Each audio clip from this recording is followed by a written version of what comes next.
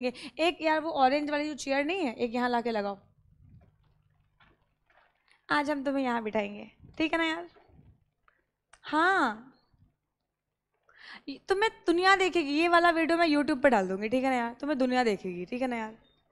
आ जाओ। किसी को खाना है? खा लो।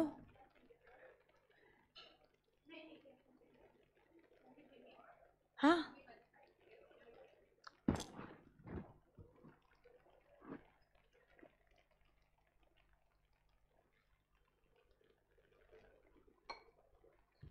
मैं लेट आएगा तो ये भी लेट आएगी, कल से मैं पहले आएगा। हाँ, तो स्लीपिंग पार्टनर समझ में आएगा तुम लोगों को? स्लीपिंग पार्टनर मीन्स जो सिर्फ और सिर्फ कैपिटल कंट्रीब्यूट करेगा, प्रॉफिट में शेयरिंग करेगा, लॉस में भी शेयरिंग करेगा। बट अगर स्पेसिफिकली कोई एग्रीमेंट हो गया कि मैं लॉस में शेयरिंग नहीं करेगा, तो मैं लॉस में शेयरिंग नहीं करेगा। आई बात समझ में? क्या ये वाले पार्टनर को रिटायरमेंट के टाइम पे नोटिस देना मांगता है? ये पार्टनर का नाम जो स्लीपिंग, मतलब ये पार्टनर का नाम तो कोई जानता ही नहीं है, तो ये पार्टनर को अपने रिटायरमेंट पे नोटिस देने का जरूरत नहीं पड़ता है, ठीक है? सब पार्टनर, मैं बताऊं, सब पार्टनर ये वो नाजायज आदमी है जिसका पार्टनरशिप फर्म के साथ कोई रिश्ता नहीं होता है, ठीक है ना यार? लेकिन ये लिख के मत आना, मैं सच्ची कह रही हूँ, बच्चे टेस्ट की कॉपी में यही लिख देते नाजायज आदमी है, तो ये मत लिख के आना। सब पार्टनर मीन्स जब कोई पार्टनर अपने अंडर में किसी पार्टनर को अपॉइंट करता है तो उसको हम लोग सब पार्टनर बोलते हैं। सब पार्टनर का पार्टनर के साथ रिलेशन हो सकता है, जैसे फॉर एग्जाम्पल मैंने और सुजल ने पार्टनरशिप करी। मैंने अपने अंडर में निकिता, मैंने अपने अंडर में निकिता को अपॉइंट कर लिया, तो मेरा और निकिता का तो संबंध है। मैं और निकिता के बीच में क्या है? सब पार्टनरशिप है। मेरे और निकिता के बीच में क्या है? सब पार्टनरशिप है, ठीक है ना यार? लेकिन क्या मेरा और स्वजल का जो रिश्ता है, उस रिश्ते को फर्म बोलते हैं। क्या उस फर्म के रिश्ते में तुम्हारा कोई संबंध होएगा? नहीं होएगा। मुझसे संबंध है, फर्म से संबंध नहीं है। जस्ट लाइक अ घर वाली और बाहर वाली। घर वाली है, पूरी फैमिली के साथ उसका रिश्ता है, बट अगर तुम्हारी कोई बाहर वाली है तो बाहर वाली का फैमिली के साथ कोई रिश्ता है? नहीं है ना? फैमिली से कोई लेना देना नहीं है, सिर्फ तुमसे लेना देना है, बस वही है यार, ये है ना? अब आगे क्या ही बोलूँ, तुम लोग मेजर हो, समझदार हो, मुझसे ज़्यादा समझते हो यार इन सब चीज़ों के बारे में। क्यों ऐसे मत लिखो यार बेटा, तुम इतना प्रेशर में क्यों? Yes you white T shirt, all good, सब बड़े। क्या नाम तुम्हारा? ऋषि राज, बढ़िया ना? सब सही चल रहा है? समझ में आ रहा है? तुम जैसे लग रहा है जैसे दबाव महसूस कर रहे हो। सब okay? Minor is a partner. तुम क्यों मुस्कुरा रहे हो यार? ये माइनर है? क्या बोल रहे थे हम? कैसा दबाव? आ जाओ। माइनर एज अ पार्टनर, क्या माइनर पार्टनर बन सकता है कोई माइनर यहाँ पे? आओ आओ आओ, मेरे पास आओ, आओ, इसकी पूरी, आओ, पूरी कहानी तुम्हारी, तुमको बताएंगे। मोटू तुम आओ, अरे आओ यार, आओ।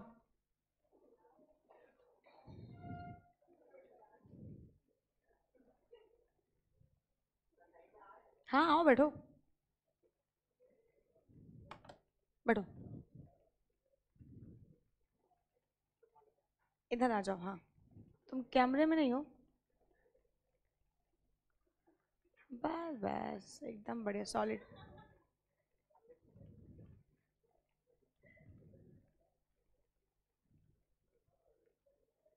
मैं नहीं हूँ। किसको किसको उधर, किसको उधर ना? ओके, बैठो तुम। हाँ आप सही है, हम दोनों है ना? आ जाओ। हाय, हम और ये पार्टनरशिप कर रहे हैं, किसी को कोई दिक्कत है? अरे है ऑब्जेक्शन भैया, कहो ऑब्जेक्शन है यार, ये माइनर है, ये आदमी माइनर है। अगर ये आदमी माइनर है तो क्या मैं इसको पार्टनर बना सकती हूँ? मैं इसको पार्टनर नहीं बना सकती। तो फिर यार, लेकिन मैं इसको अपने साथ पार्टनरशिप में रखना चाहती हूँ, क्या करूँ बताओ? मैं इसको बेनिफिशियरी बना लूँ? बेनिफिशियरी का मतलब क्या होएगा? ये सिर्फ प्रॉफिट शेयर करेगा? क्या करोगे प्रॉफिट का? अच्छा ओके, मतलब तुम सबको फिर से पूछ रही हूँ क्वेश्चन, बताओ यार। इसकी उम्र है 17 साल, कितनी साल है? 17 साल है। मैं इसको पार्टनरशिप फर्म में एज अ पार्टनर बनाना चाहती हूँ, पार्टनर है ना, एज अ पार्टनर मैं इसको एंट्री करवाना चाहती हूँ। मेरी फर्म है, मेरी और स्वजल की फर्म है, और इस फर्म में मैं ये आदमी को पार्टनर बनाना चाहती हूँ जिसकी उम्र 17 साल है। क्या मैं ये आदमी को पार्टनर बना सकती है किसी को ऑब्जेक्शन? है किसी को ऑब्जेक्शन? ऑब्जेक्शन है? डर जाती हूँ यार, ऐसे मत बोला करो यार। यस, ऑब्जेक्शन है। क्यों? क्योंकि माइनर पार्टनर नहीं बन सकता, क्योंकि जब भी आप पार्टनरशिप में एंट्री करोगे तो वो टाइम पे आपको बहुत सारे ऑब्लिगेशंस भी आते हैं, आपके बहुत सारे ड्यूटीज हैं जो पार्टनरशिप एक्ट में लिखे हुए हैं। और जब भी हम माइनर के साथ कोई भी पार्टनरशिप करेंगे तो माइनर के साथ पार्टनरशिप करने में उसके ऊपर कोई ऑब्लिगेशन ही अराइज नहीं करवा सकते हैं। और अगर यह आदमी के ऊपर कोई ऑब्लिगेशन नहीं आएंगे तो ये काहे का पार्टनर फिर? समझ रहे हो? तो मैं सिर्फ पार्टनरशिप में इसको एंट्री करवा सकती हूँ एज अ बेनिफिशियरी, है ना, कि एक सर्टेन सम ऑफ मनी का प्रॉफिट मैं इसको दे दूँ। बोल भाई, कहानी समझ में आई? तो कुल मिला के सबको ये बात क्लियर हो गई कि ये आदमी जो है, ये पार्टनर नहीं बन सकता। ये बात सबको क्लियर हो गई? जा भाई, थैंक यू। कितना पिटा है वो तो वही जानता है। आ जाओ। ओके, अभी औरों को भी बुलाएंगे। चलो, तो ये वाली, तो इसमें आप मुझे कुछ और नहीं पढ़ा बेटा, जोर जोर से तो नहीं लगी, चोट तो नहीं लगी बेटा? अच्छा, तो minor can not became a partner, minor can not became a partner, minor can not became a partner. Clear हो गया? ये एग्जाम्पल दिमाग में गूंजेगा तुम्हारे एग्जाम के टाइम पे। हाँ, अच्छा, क्योंकि माइनर से एक क्वेश्चन आ जाता है, जितने भी पेपर उठा के देखोगे आप देखोगे माइनर से एक क्वेश्चन आएगा, ठीक है? तो minor can not become a partner as he is incapable और इनकैपेसिटेड टू कॉन्ट्रैक्ट। यही मैंने आप लोगों को बताया कि क्योंकि माइनर के साथ हम कॉन्ट्रैक्ट नहीं कर सकते, है ना। But if all partners are agree, a minor be can be admitted into the benefits of a partnership. आई बात समझ में? तो बेनिफिट के लिए ये आ सकता है, बाकी और किसी भी चीज के लिए ये नहीं आ सकता है। बोल भाई, कहानी समझ में आई? पक्का पक्का? एक मिनट,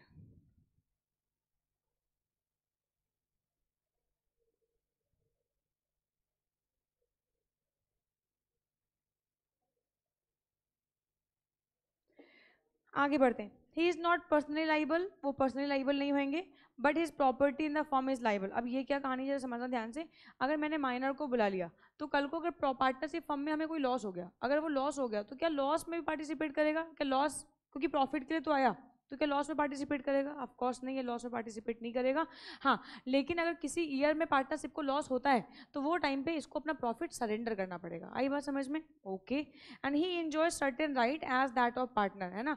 और एज अ पार्टनर वो कुछ राइट्स को एंजॉय कर सकता है, जैसे प्रॉफिट्स को ले सकता है, जैसे वो बुक्स ऑफ अकाउंट्स को इंस्पेक्ट कर सकता है। लेकिन कौन से बुक्स ऑफ अकाउंट्स को इंस्पेक्ट करेगा?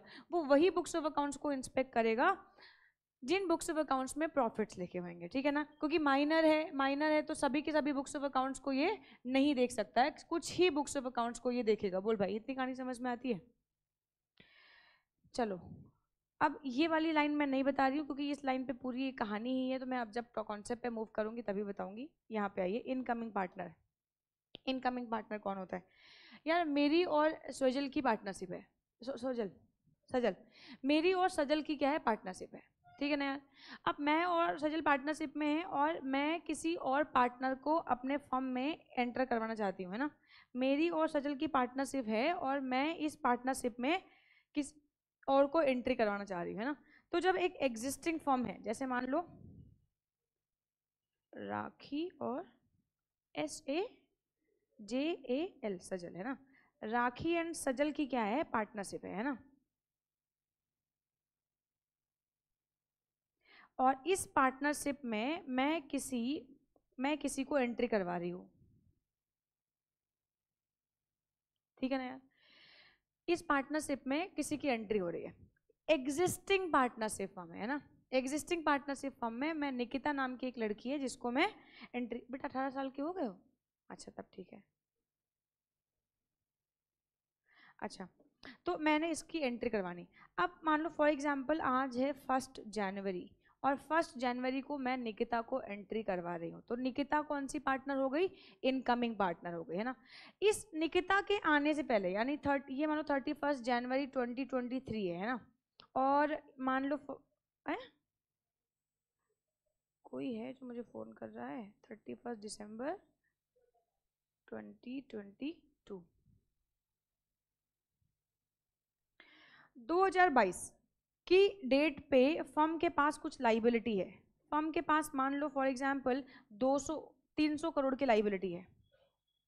फर्म के पास 300 करोड़ की लाइबिलिटी है और ये इनकमिंग पार्टनर क्या हो रहा है, हमारी फर्म में एंट्री कर रहा है। पूरी कहानी यही समझ लेना है ना, आगे नहीं, हम बार बार नहीं समझाएंगे इसको। निकिता 1 जनवरी को एंट्री कर रही है, 31 दिसंबर 2023 को फर्म के पास कुछ लाइबिलिटी है और ये लाइबिलिटी है 300 करोड़ रुपए की, है ना। तो मुद्दा ये आता है कि अगर निकिता इस फर्म में 1 जनवरी को आएगी तो लाइबिलिटी तो अभी भी है, तो क्या इस लाइबिलिटी में ये पार्टिसिपेट करेगी? क्या निकिता इस लाइबिलिटी में पार्टिसिपेट करेगी? The answer is no, Nikita इस लाइबिलिटी में पार्टिसिपेट नहीं करेगी। The reason behind doctrine of privity of contract. आई बात समझ में? सर यहाँ पे राखी और सजल का किसी थर्ड पार्टी से कोई कॉन्ट्रैक्ट हुआ होगा, इस थर्ड पार्टी के कॉन्ट्रैक्ट करने की वजह से इनको 300 करोड़ रुपए की ऑब्लिगेशंस हैं। तो ये ऑब्लिगेशंस थर्ड पार्टी की राखी और सजल की है, तो वो जो ऑब्लिगेशंस है वो राखी और सजल ही उसको मिट आउट करेंगे, फिर उसको निकिता मिट आउट नहीं करेगी, ठीक है। अच्छा, निकिता ने जब एंट्री करी, ये आ गई निकिता ने जब एंट्री करी ये फर्म में, तो फिर ये इन्होंने, अब निकिता ने कहा दे दो मुझे सारे गम दे दो। बेटा जब कोई अपना गम, आपका गम आपसे मांग रहा है, उठा के उसके मुंह पे फेंको सारे गम। निकिता कह रही है दे दो मुझे सारे गम दे दो, क्या मैं निकिता को ये सारे गम दे दूं?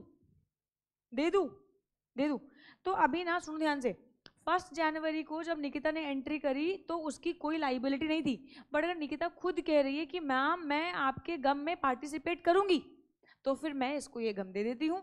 तो इसका मतलब पहले ये जो 300 करोड़ रुपए थे, 300 करोड़ रुपए डिवाइडेड बाई 2 का मतलब राखी और सजल इसको मिट आउट कर रहे थे, है ना। 150 मेरा और 150 सजल का, आई बात समझ में।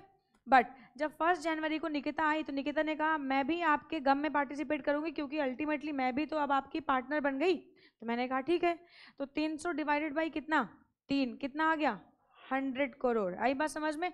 यानी कि अब इसमें 3 लोग पार्टिसिपेट करने वाले हैं, कौन कौन? एक तो राखी पार्टिसिपेट करेगी, एक तो सजल पार्टिसिपेट करेगा, और एक कौन पार्टिसिपेट करने वाला है, निकिता पार्टिसिपेट करने वाली। बोल भाई इतनी कहानी समझ में आई? अच्छा, आप सुनेंगे पूरी कहानी ध्यान से। थर्ड पार्टी ने आज पेमेंट डिमांड करी इस फर्म से, जो फर्म है हमारी फर्म से थर्ड पार्टी ने पेमेंट डिमांड करी। तो बात क्या हुई थी 1 जनवरी को कि 100 करोड़ लेके आएंगी कौन, राखी, 100 करोड़ लेके आएगा कौन, सजल, और 100 करोड़ लेके आएगा कौन, निकिता। ठीक है ना यार। थर्ड पार्टी ने फर्म को क्लेम किया, फर्म मीन्स तीनों पार्टनर, ठीक है ना यार। तो अब थर्ड पार्टी ने क्लेम किया, तो राखी तो अपना 100 करोड़ ले आई यार, राखी ने कहा ठीक है भैया मैं तो ले आई 100 करोड़, सजल भी ले आया अपना 100 करोड़, एंड जो निकिता थी लास्ट मोमेंट पे मुकर गई और बोली कि मैं तो नहीं लेके आने वाली हूँ ना। अब क्या करें, क्या ये जो थर्ड पार्टी है, क्या ये थर्ड पार्टी निकिता को सू कर सकते हैं? क्या ये थर्ड पार्टी निकिता को सू कर सकते हैं? द आंसर इज नो, ये थर्ड पार्टी निकिता को सू नहीं कर सकते। यानी कि जो थर्ड पार्टी है ना, थर्ड पार्टी मतलब क्रेडिटर्स के पास क्या राइट है? क्रेडिटर्स के पास राइट है कि वो सिर्फ और सिर्फ दो लोगों को ही सू कर सकते हैं, राखी और सजल को ही सू कर सकते हैं। थर्ड पार्टी के पास ये राइट नहीं है कि वो निकिता को भी सू करे, क्योंकि थर्ड पार्टी का कॉन्ट्रैक्ट जो था वो निकिता के साथ नहीं हुआ था। And doctrine of privity of contract कहता है stranger can't sue the contract, यानी जो कॉन्ट्रैक्टिंग पार्टी नहीं है वो कॉन्ट्रैक्ट को सू नहीं कर सकती है।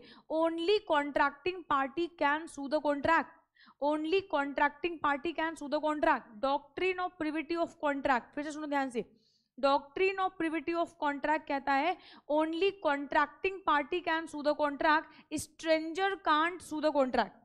इसका मतलब ये है कि अगर थर्ड पार्टी का राखी और सजल से कॉन्ट्रैक्ट हुआ था तो कॉन्ट्रैक्टिंग पार्टी कौन है? Third party and Rakhi and Sajal. Nikita उस कॉन्ट्रैक्ट की पार्टी नहीं थी, तो थर्ड पार्टी यानी क्रेडिटर्स जो है फर्म के, वो निकिता को सू नहीं कर सकते हैं। मैम निकिता ने लाइबिलिटी एक्सेप्ट करी है, मैम निकिता ने लाइबिलिटी एक्सेप्ट करी है।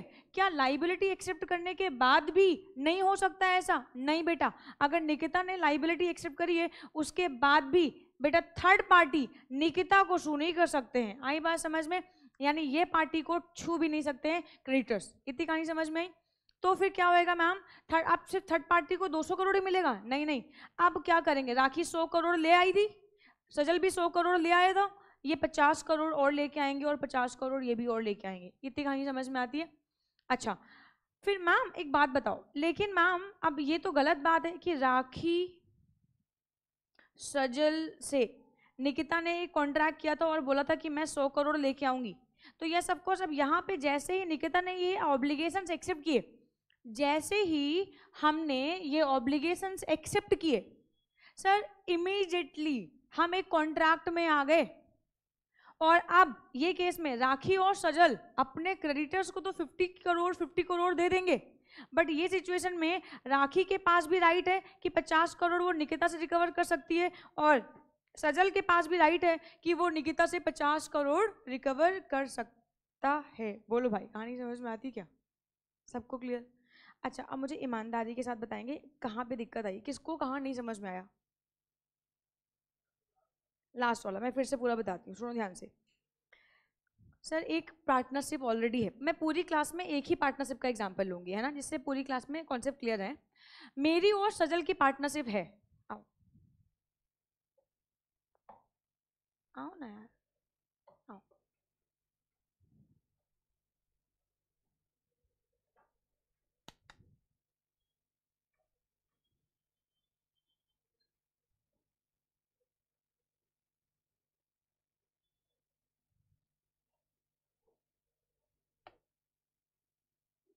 थोड़ा इधर आ जाओ, कंफर्टेबली बैठो ना।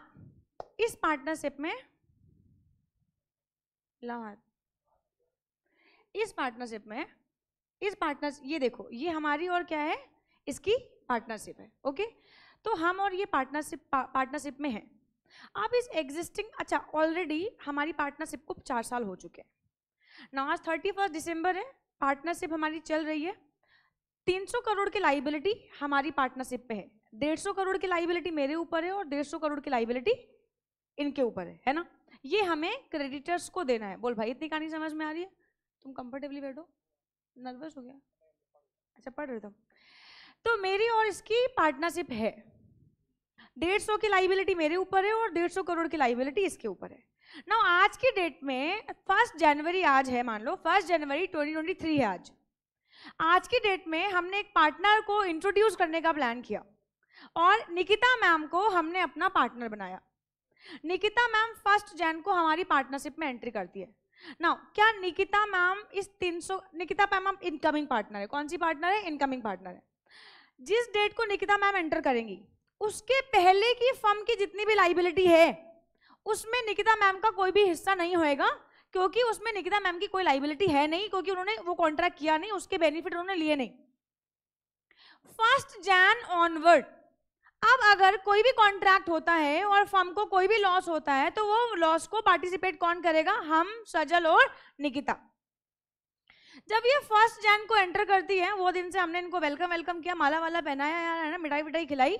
एंड अब उसके बाद फिर फाइनली क्या हुआ, निकिता मैम आती है और बुक्स ऑफ अकाउंट्स देखती हैं तो बोलती है यार फर्म के ऊपर ना 300 करोड़ का लाइबिलिटी है। हमने कहा हाँ यार फर्म के ऊपर 300 करोड़ का लाइबिलिटी है। तो बोली नहीं नहीं मैं भी इस लाइबिलिटी में पार्टिसिपेट करूंगी। अब इस फर्म के सुख और दुख मेरे, सुख मतलब प्रॉफिट एंड दुख मतलब लॉस, तो ये फर्म का सुख और दुख किसका हो जाएगा? हम तीनों का। मतलब ऐसा निकिता मैम कह रही हैं, पहले 150 था, अभी कितना हो गया? 100 हो गया। तो इन्होंने कॉन्ट्रैक्ट कर लिया, हमने भी रिटर्न में जल्दी से कर लिया। हमने कहा अच्छी बात है यार, 100 करोड़ 50 करोड़ हमें नहीं देने पड़ेंगे, 50 करोड़ इसे नहीं देने पड़ेंगे, है ना यार। हमने उठा के इसके मुंह पे मार दिए 100 करोड़, है ना। तो अभी 100 करोड़ इन्हें देने हैं, 100 करोड़ इन्हें और 100 करोड़ हमें देने हैं किसी थर्ड पार्टी को, ठीक है। ओके, थर्ड पार्टी आज आया और आज आके उसने कहा कि लाओ भैया हमको हमारे पैसे दो। निकिता मैम ने कहा मैंने अपने 100 करोड़ का इंतजाम कर लिया, इन्होंने अपने 100 करोड़ का इंतजाम कर लिया। निकिता मैम ने कहा मैं नहीं पे करूंगी। कॉन्ट्रैक्ट करने के बाद ये लास्ट मोमेंट पे मुकर गई। क्या थर्ड पार्टी निकिता मैम को सू कर सकते हैं? क्या वो थर्ड पार्टी वो 100 करोड़ के लिए हमें और इनको सू कर सकते हैं? पक्का कर सकते हैं सू? अच्छा ओके। तो हमने फिर क्या किया, फिर पहले 100 करोड़ लेके आए, 50 करोड़ का और इंतजाम किया, 50 करोड़ हमने, 50 करोड़, अल्टीमेटली 150 करोड़ मैं लेके आई और 150 करोड़ ये लेके आए। अल्टीमेटली बड़े नोटिफिकेशन आ रहे हैं, 150 करोड़ मैं लेके आई और 150 करोड़ ये लेके आए और हमने थर्ड पार्टी को निपटा दिया। क्या अब मेरे और सजल के पास अधिकार है? क्या इसे सू कर सकते हैं? अबे हम और तुम नहीं करेंगे, ये देखो कॉन्ट्रैक्ट नहीं हुआ है, ये देखो कॉन्ट्रैक्ट नहीं हुआ है ये। हाँ, थर्ड पार्टी नहीं कर सकते, जो थर्ड पार्टी क्रेडिटर्स हैं वो फॉर्म, वो निकिता को सू नहीं कर सकते हैं। बट निकिता ने प्रॉमिस किया था ना 100 करोड़ लेके आएगी, तो क्या वो 100 करोड़ के लिए मैं और सजल सू कर सकते हैं? आंसर इज यस, है ना। और दुनिया को मैंने दिखा दिया मेरा पार्टनर कौन है इस पार्टनरशिप में, मेरा पार्टनर है सजल, ठीक है ना यार। ओके ठीक है सजल, फिर बुलाएंगे तुम्हें, है ना। कितना क्यूट है, कितना सीधा है यार ये, है ना। चलो, इतनी कहानी समझ में आई क्या? मतलब अभी सबको मेरा मतलब यूट्यूबर्स को, ऑनलाइन स्टूडेंट्स जो हैं उनको भी तो हो रहा होगा ना कि सजल कौन है आखिर में। तो मैंने आपको दिखा दिया अपना पार्टनर, ये मेरा पार्टनर है, ठीक है। चलो, इतनी कहानी समझ में आ गई। इनकमिंग पार्टनर के जिस दिन से वो पार्टनरशिप में एंट्री करेगा वो दिन से उसके ऑब्लिगेशंस होंगे, उसके पहले के नहीं होंगे। बट अगर उसने एक्सेप्ट कर लिया तो यस ऑफ कोर्स उसके ऑब्लिगेशंस होंगे। बोल भाई, इतनी कहानी समझ में आई क्या?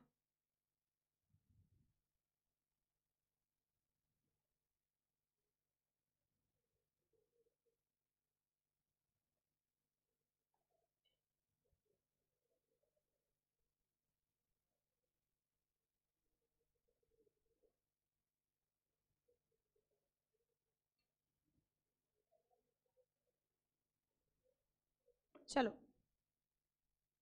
कहाँ लिखी ये बात? यहाँ incoming partner, he is a person who is admitted into a already existing firm. तो सबसे पहली बात तो ये वाला की पॉइंट है, ये आपके आंसर में होना चाहिए। With the consent of all the partner, please focus करेंगे। जब भी कोई पार्टनर आएगा कंसेंट ऑफ ऑल, और जब भी कोई पार्टनर जाएगा कंसेंट ऑफ ऑल, सिर्फ एक्सपल्सन को छोड़ के। जब एक्सपल्सन होता है, जब किसी पार्टनरशिप में section 33 of the partnership act ये कहता है, अगर हमने किसी पार्टनर का ना सुना नहीं, जगो, जब किसी पार्टनर का एक्सपल्सन होता है, एक्सपल्सन मतलब जब हम किसी पार्टनर को फर्म से निकालते हैं, तो सेक्शन 33 कहता है कि वो मेजोरिटी पे भी हो सकता है, ठीक है ना यार। तो लेकिन इसको छोड़ के जब भी कोई पार्टनर आएगा तो कंसेंट ऑफ ऑल, और जब भी कोई पार्टनर जाएगा तो कंसेंट ऑफ ऑल होएगा। बोल भाई, इतनी कहानी समझ में आती है क्या? अच्छा आ जाओ। तो यहाँ पे क्या कहते हैं कि जब कोई पार्टनर आएगा तो कैसे आएगा, consent of all the partner आएगा। Okay ma'am, consent of all, and he is not liable for any act done by the firm before his admission, ठीक है ना यार। तो जब तक उसका, जब एडमिशन हो गया, एडमिशन से पहले उसकी कोई भी लाइबिलिटी है उसके लिए वो लाइबल नहीं होने वाला। Where he specifically agree to bear the past liability, please focus करना, वेयर ही स्पेसिफिकली एग्री, मांग रहा है, मांग रहा है, मांग रहा है ना।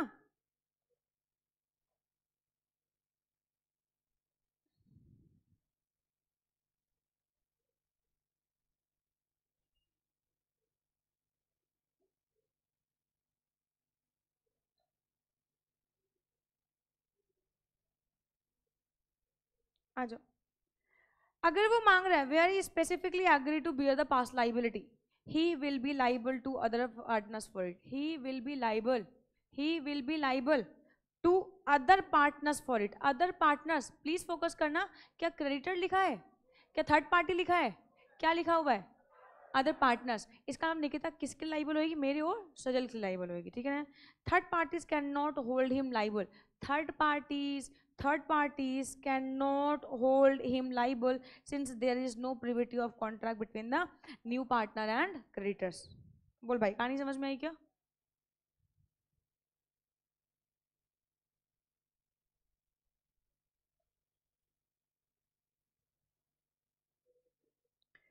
ओके okay, अब बात करते हैं हम लोग किसकी, आउटगोइंग पार्टनर की। बेटा ग्रीन शर्ट, अनिकेत तुम बेटा इस वाली सीट पे चले आओ, इस वाली सीट पे बता, हाँ बताएं। अरे किसी रीजन से बता रहे हैं, इस वाली सीट पे, ऑरेंज कलर की जो शर्ट पहना हुआ बच्चा है, अभय, अभय वाली सीट पे आ जाओ।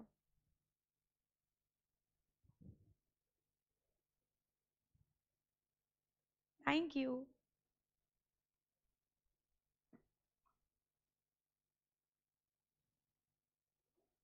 आउटगोइंग पार्टनर,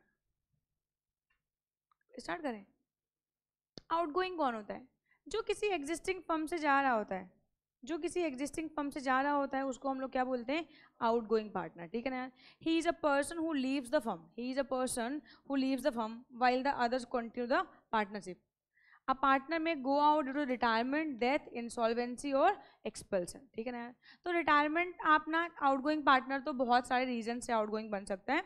वो रिटायरमेंट से, डेथ से, इंसॉल्वेंसी, एक्सपल्सन, कोई भी फैक्टर हो सकते हैं जिनकी वजह से वो बन सकता है। आई बात समझ में? Okay, liability. अब अगर कोई आउटगोइंग पार्टनर है तो उसकी लाइबिलिटी क्या होएगी? ही is not liable for any act done by the firm उसके जाने के बाद।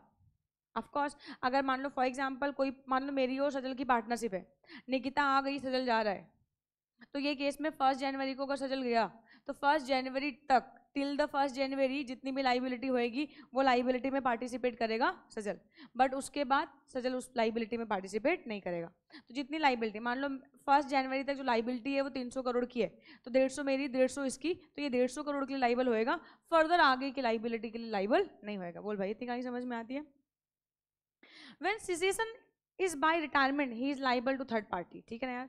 अगर cessation is by retirement, he is liable to third party all the act until public notice is given। तो मैंने आपसे कहा था जब कोई एक्टिव पार्टनर होता है तो एक्टिव पार्टनर जब तक वो पब्लिक नोटिस नहीं देगा तब तक वो पब्लिक एट लार्ज के लिए लाइबल होता है। आई बात समझ में? तो टिल द पब्लिक नोटिस जो भी रिटायरमेंट पार्टनर है वो लाइबल होएगा। आ जाओ बेटा, वहाँ वो सीट मैंने खाली करवा दी है,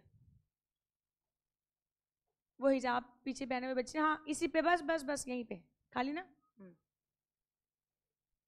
any transaction of that firm that begin but left unfinished, तो वो भी आपको करना पड़ेगा। फॉर एग्जांपल, मैंने और सजल ने कोई कॉन्ट्रैक्ट एक्सेप्ट कर लिया, अगर मैंने और सजल ने कोई कॉन्ट्रैक्ट एक्सेप्ट कर लिया तो ये सबको वो कॉन्ट्रैक्ट को आपको खत्म करके जाना होगा। ऐसा नहीं है कि हमने कॉन्ट्रैक्ट ले लिया और अब तुम जा रहे हो, ये अच्छा हो गया यार, हमने कॉन्ट्रैक्ट कर लिया।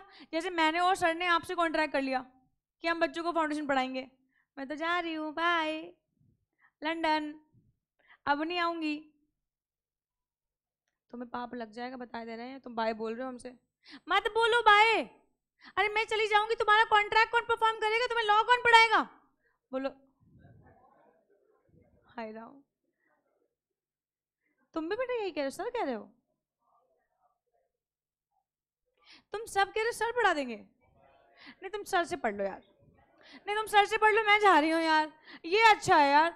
लॉ कौन पढ़ाएगा? सर से पढ़ लेंगे। इकोनॉमिक्स कौन पढ़ाएगा? सर से पढ़ लेंगे।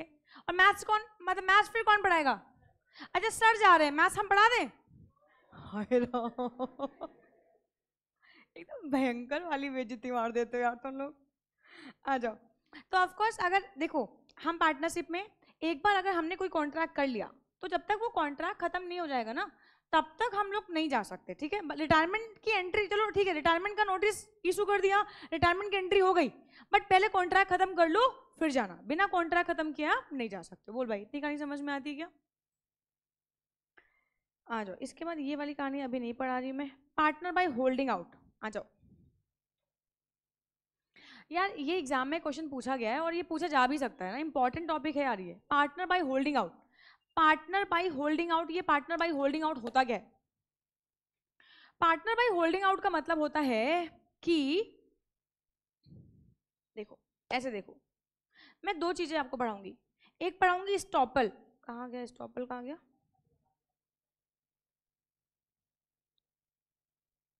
दिख रहा है आप लोगों को? स्टॉपल, इसका मतलब होता है स्टॉप टू डिनाई। अब ये स्टॉप टू डिनाई क्या होता है या ये स्टॉपल क्या होता है? जरा बहुत ध्यान से समझना यार, केस स्टडी भी आ सकता है और डायरेक्टली आपको डेफिनेशन भी आ सकता है यार, है ना? ओके, एक पार्टनर है राखी, एक पार्टनर है सजल, ये चैट कौन कर रहा है मैम? इफ न्यू पार्टनर के एडमिशन पर न्यू डीड बने और न्यू पार्टनर लाइबिलिटी बियर करने के लिए तैयार है तो उसको सू कर सकते। ए भाई, जो हमने बताया उस पर फोकस करो ना यार, कितना कहानी कितना क्रिस्टल क्लियर किया कि नहीं किया? एडमिशन वाला, इनकमिंग पार्टनर वाला, तो अभी डीड वीड की ऐसी की तैसी जो बताया है बस वही चलेगा और कुछ नहीं चलेगा। आ जाओ, राखी, सजल और निकिता, हमारी फर्म में कितने पार्टनर है? 3 पार्टनर है, राखी, सजल और निकिता। ओके, अब देखो हुआ क्या यार, हम 3 पार्टनर हैं और ये हमारी चेयर है और हम अपनी अपनी चेयर पे बैठे हुए हैं। इमेजिन कर पा रहे हो तुम लोग? ये हमारी टेबल है, टेबल के इस पार हमारे क्लाइंट जो आते हैं वो बैठते हैं। एक्चुअली इस ऑफिस के चेयर के है ना पीछे एक और चेयर लगी, 3 पार्टनर के साथ एक और चेयर लगी हुई है। जैसे मेरे और सर की चेयर मेरे ऑफिस में साथ साथ लगी हुई है, तो इसका मतलब है वहां पे 2 पार्टनर होंगे। वैसे अगर ये ऑफिस में ये ऑफिस में 4 चेयर लगी हुई है, तो 4 चेयर को देख के क्या लगता है 4 पार्टनर होंगे। और यहाँ पे ना एक व्यक्ति और है, चलो आ जाओ, SWA स्वजल। चलो, राखी, सजल, निकिता, स्वजल। एक्चुअली हम 3 तो पार्टनर हैं, हम 3 तो पार्टनर हैं यार, हम 3 पार्टनर हैं। उनको मैं ब्लॉक में कर दूं, आपको समझ में आ जाएगा। और स्वजल हमारा डाइपर फ्रेंड है, लंगोटिया यार है यार ये हमारा, और हम सब ना ऑल द टाइम साथ में ही रहते हैं। ये मोटी पार्टी है, बहुत पैसा है इसके पास, बहुत पैसा है। हमारे पास उतना पैसा नहीं है, इसीलिए हम लोग काम कर रहे हैं। ये मोटी पार्टी, इसके पास बहुत पैसा है, तो ये ऑल द टाइम हमारे ही ऑफिस में पड़ा रहता है, बट ये हमारा पार्टनर नहीं है। हमारी फर्म को ना पैसों की आवश्यकता थी। देखो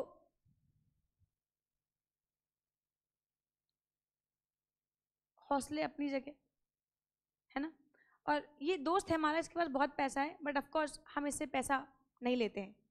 हमारी फर्म को ना 100 करोड़ की जरूरत है, तो हमारी फर्म ने ना एक लोन के लिए अप्लाई किया है, एक लोन के लिए अप्लाई किया 100 करोड़ के।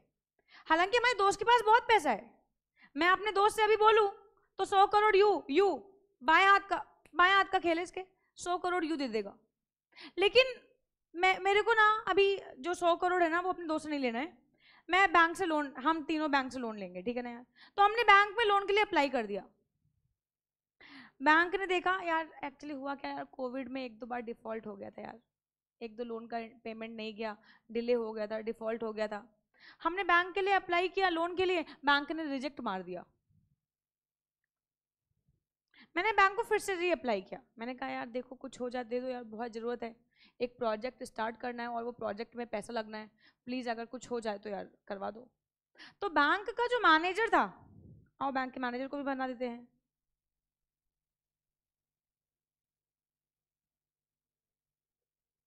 शुक्ला, ये क्या लिखा है, अबे शुक्ला, रामनाथ शुक्ला है, शुक्ला हम बुलाते हैं इसको। तो शुक्ला ने कहा अरे यार एक काम करो, जाओ जाके देखो अगर फर्म के पास एसेट वेसेट हो तो ठीक है, फिर फाइनेंस कर देंगे, क्या करना है यार, इतना कह रहे हैं, बैंक के अगर नॉर्म्स में आ जाता है तो कर देते हैं यार। तो शुक्ला ने एक आदमी को भेजा, यह आदमी आया इस फर्म में इंस्पेक्ट करने के लिए। ये फर्म में इंस्पेक्ट करता है तो चेयर पे 4 लोग बैठे हुए हैं, कुछ क्वेश्चंस पूछते हैं, बैंक वाले आते हैं तो इंक्वायरी करते हैं, है ना, क्वेश्चन पूछते हैं। तो ये चेयर के बगल में पीछे ना 4 लोग बैठे मिले, ये पार्टनर है, ये पार्टनर है, ये पार्टनर है, और ये हमारा डाइपर फ्रेंड है। हम चारों बैठे थे। तो जैसे अब यार ये एक बहुत रेपुटेटेड पार्टी है स्वजल, मार्केट में इसका बड़ा नाम है, बड़ी गुडविल है। तो यहाँ पे क्या हुआ, यहाँ पे ये पर्सन ने स्वजल, भाई इसने स्वजल को देखा, ये तो पहचान गया यार, इतनी मोटी पार्टी यार, इस फर्म में पार्टनर है, लोन कैसे नहीं रीपे होगा यार, इसके पास तो बहुत पैसा है। तो पहले ही वो भोकाल में आ गया यार। फिर उसके बाद क्या हुआ, उसने जब कुछ क्वेश्चंस पूछे तो उस क्वेश्चंस के आंसर ना हम तीनों तो देख ही रहे, जो पार्टनर हैं वो तो उस क्वेश्चन के आंसर देंगे, इसके अलावा उन क्वेश्चंस के आंसर जो है ना वो सुजल भी दे रहा था लगातार, जस्ट लाइक कि ये इस फर्म का पार्टनर हो। आप लोन रीपे कैसे करेंगे, तो रीपे करने के लिए हम बोल रहे थे, सजल बोल रहा था, स्वजल बोल रही थी, निकिता भी बोल रही थी। तो इसका मतलब है सब बोल रहे थे, यानी कि आप सुनो ध्यान से, स्वजल ने कौन सा स्वजल है, ब्लू बॉक्स में जो है वो स्वजल है, ये पार्टनर नहीं है, बट इसने ऐसा एक्ट किया, किसके एक्ट से लग रहा है कि जैसे ये इस फर्म का पार्टनर है। और इस बैंक के बंदे ने भी यही समझा कि ये इस फर्म का पार्टनर है, और ये बैंक को गया, इसने शुक्ला को बोला शुक्ला जी लोन दे दो, कोई दिक्कत नहीं है, लोन रिपे हो जाएगा। तो भाई ये जो फाइनेंस डिपार्टमेंट का मैनेजर था वो आके बैंक के मैनेजर से कह रहा है कोई दिक्कत नहीं, लोन दे दो। बैंक ने लोन दे दिया, बैंक ने 100 करोड़ का लोन दे दिया। अब ये 100 करोड़ का लोन जब मिल गया, तो 100 करोड़ का लोन जब ये मिल गया, लेकिन फिर पता है क्या हुआ, फिर डिफॉल्ट कर दिया। राखी, सजल और निकिता ने फिर से डिफॉल्ट किया। जब डिफॉल्ट किया तो बैंक वाले आते नहीं है, भैया हमको हमारा पैसा वापस करो ना, तुम्हारी किडनी बेच लेंगे यार हम। तो ये जब धमकाने के लिए आया बैंक का बंदा, शुक्ला आया, शुक्ला खुद आया। अब ये बताओ शुक्ला किसको किसको बोलेगा? क्या शुक्ला राखी को बोलेगा? क्या शुक्ला सजल को बोलेगा? क्या शुक्ला निकिता को बोलेगा? क्या शुक्ला स्वजल को बोलेगा? क्या शुक्ला सुजल को भी बोलेगा लोन के लिए? यस और नो?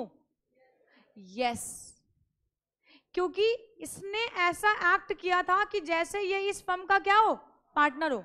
और अगर तुमने ऐसा रिएक्ट किया, ऐसा एक्ट किया कि तुम इस फर्म के पार्टनर हो, तो अब यहाँ पे स्टॉपर का कॉन्सेप्ट लगेगा, और अब तुम, लॉ कहता है, कानून कहता है, अब तुम स्टॉप टू डिनाई, अब तुम डिनाई नहीं कर सकते कि तुम इस फर्म के पार्टनर नहीं हो।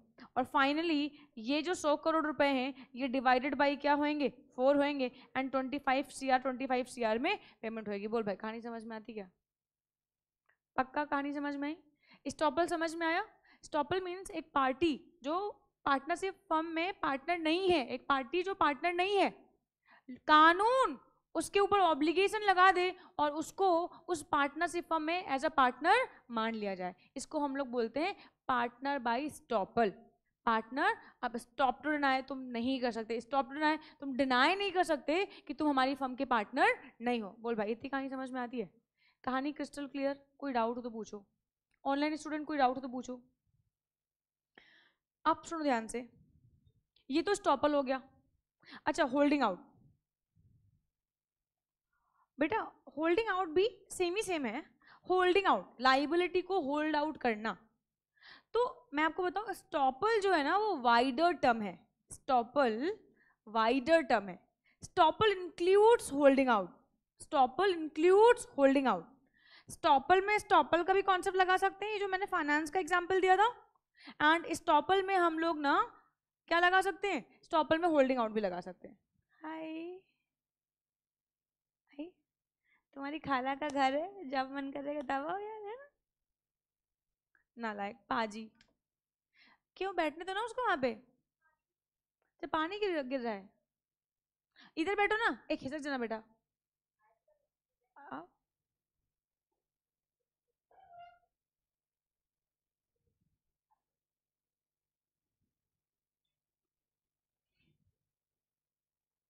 आ जाओ आगे बढ़े। होल्डिंग आउट देखो क्या है भाई रे भाई, होल्डिंग आउट क्या है? क्या तुम्हारे वाली से मुकदमा कर दिया हमने टी शर्ट वाले के ऊपर? आ जाओ चलो, होल्डिंग आउट देखो क्या है।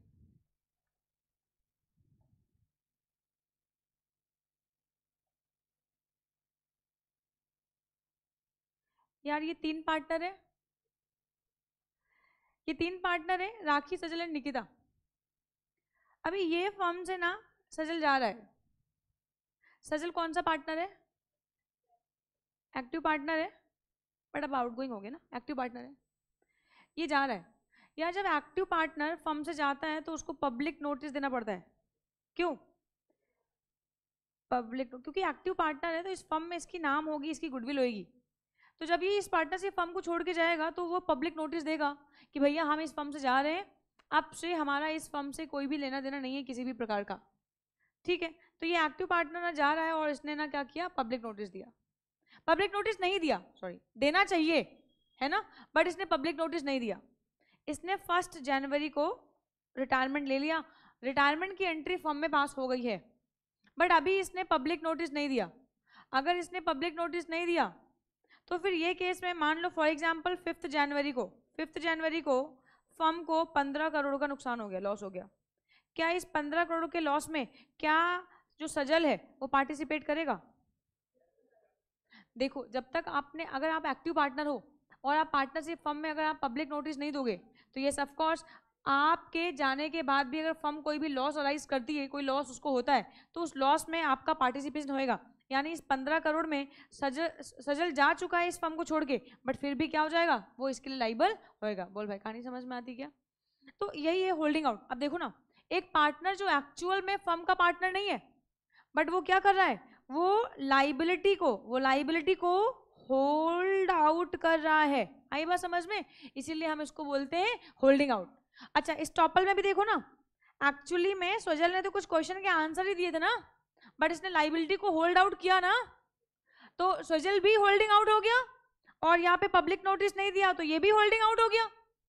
ये भी स्टॉपल है और ये भी स्टॉपल है, स्टॉप टू डिनाई। तो अगर आपने पब्लिक नोटिस नहीं दिया और फर्म ने आपके जाने के बाद कोई लाइबिलिटी अराइज करी, तो ये केस में आपको वो लाइबिलिटी को मेट आउट करना पड़ेगा। आप डिनाई नहीं कर सकते हो कि मैं इस लाइबिलिटी में पार्टिसिपेट नहीं करूंगा। बोल भाई, कहानी समझ में आती क्या?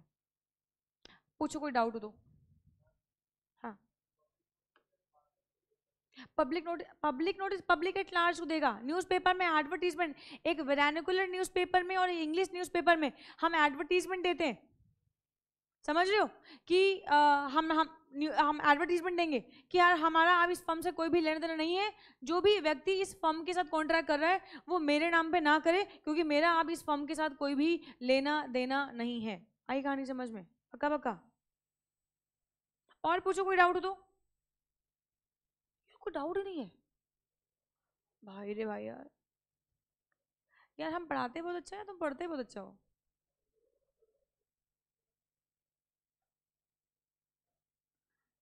यही बोला ना, पढ़ाती बहुत अच्छा हो, यही बोला ना। मार देंगे मुक्का। क्या है? नहीं, तुम पढ़ लो, लो लो लो, लो तुम पढ़ लो बेटा, लो पढ़ लो यार, लो पढ़ लो, हमको बता दो।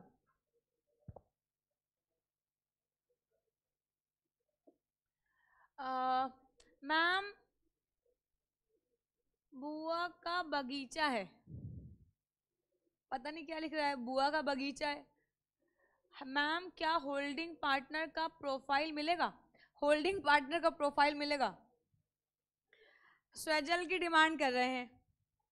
स्वजल आके अपना फेस दिखा दो, स्वजल का चेहरा देखना चाहते हैं। अब कोई होएगा ऑनलाइन, कोई लड़की है लड़की अंशिका, अनुष्का, अनुशिका। मैम, क्या होल्डिंग पार्टनर का प्रोफाइल मिलेगा? उसकी मांगे, कह रहा है उसकी मांगो, बहुत मारेंगे तुमको बहुत पाजी हो यार तुम लोग, बहुत पाजी हो बेटा। आ जाओ मैम, यार रीड कराओ, होल्डिंग आउट क्या है। आ जाओ, पहले स्टॉपल कराओ या पहले होल्डिंग आउट कराओ? पहले स्टॉपल करा दो, चलो आ जाओ। Okay, partner by estoppel is one who by word spoken और रिटन और बाय कंडक्ट रिप्रेजेंट हिमसेल्फ और knowingly permit him to be represented as a partner. वो जानबूझ के दूसरे पार्टनर को यह अधिकार देता है कि तुम ये रिप्रेजेंट करो कि मैं यहाँ का पार्टनर हूं। In the form he is liable to anyone who gives credit to the firm on the faith of such representation and has reached the person so giving credit. He is stopped from denying that he was represented as a partner. बोल भाई, कहानी समझ में आई क्या? Same example जो मैंने दिया था वो यहाँ पे लिखा हुआ है, ठीक है? होल्डिंग आउट देखो, होल्डिंग आउट में भी same definition, a person who does not revoke और डिस्क्लेम द पार्टनरशिप रिलेशन। अगर आप एक्टिव पार्टनर हो तो ये आपकी जिम्मेवारी बनती है, अगर आप एक्टिव पार्टनर हो तो ये आपकी जिम्मेवारी बनती है, अगर आप एक्टिव पार्टनर हो तो ये आपकी जिम्मेवारी बनती है कि आप ना जब भी रिटायरमेंट लो तो पब्लिक नोटिस दो। आई बात समझ में? और अगर आप पब्लिक नोटिस नहीं देते हो तो आपका रिश्ता नहीं टूटता है। जब तक डाइवोर्स के पेपर पे साइन नहीं करोगे और कोर्ट की मोहर नहीं लगेगी कि डाइवोर्स हो जाएगा, नहीं होएगा। तो इसका मतलब है अल्टीमेटली डाइवोर्स के पेपर पे लाके साइन कर लो, लेकिन कोर्ट की मोहर नहीं लगेगी तो डाइवोर्स नहीं होएगा ना। ठीक वैसे ही अगर आप एक्टिव पार्टनर हो और अगर पब्लिक नोटिस नहीं दोगे, अगर पब्लिक नोटिस नहीं दोगे तो इसका मतलब फाइनली आपका डाइवोर्स नहीं होएगा। आई कहानी समझ में, है ना। तुम लोग ये सब बहुत समझ में आता है ना, ये सब बहुत समझ में आता है। A person who does not revoke, disclaim the partnership relation after having come to know of it is a partner by holding out. He represent himself to be a partner by way of conduct, spoken or written by words, or knowingly permit himself to be a partner. आई बात समझ में? सुन मेरी बात ध्यान से। Active partner हो, notice नहीं दिया तो इसका मतलब आप जानबूझ के ये बात को रिप्रेजेंट कर रहे हो ना कि मैं इस फर्म का पार्टनर हूँ, क्योंकि दुनिया की भाई किताबों में चंद एंट्री पास होने से दुनिया को थोड़ी ना पता चलेगा। मैं ये इससे चली जाऊं बेटा, बहुत सारे लोग कहेंगे कि अभी भी भाई मैं पब्लिक क्लास को ना बताऊं तो तुम लोग कहोगे नहीं मेरा रिश्ता इस फर्म से है। बोल भाई, जाऊंगी नहीं लेकिन मैं। For a person to be liable as a partner by holding out, it is necessary to establish that he represented himself knowingly or permit himself to be partner. Such representation was made by word or by conduct.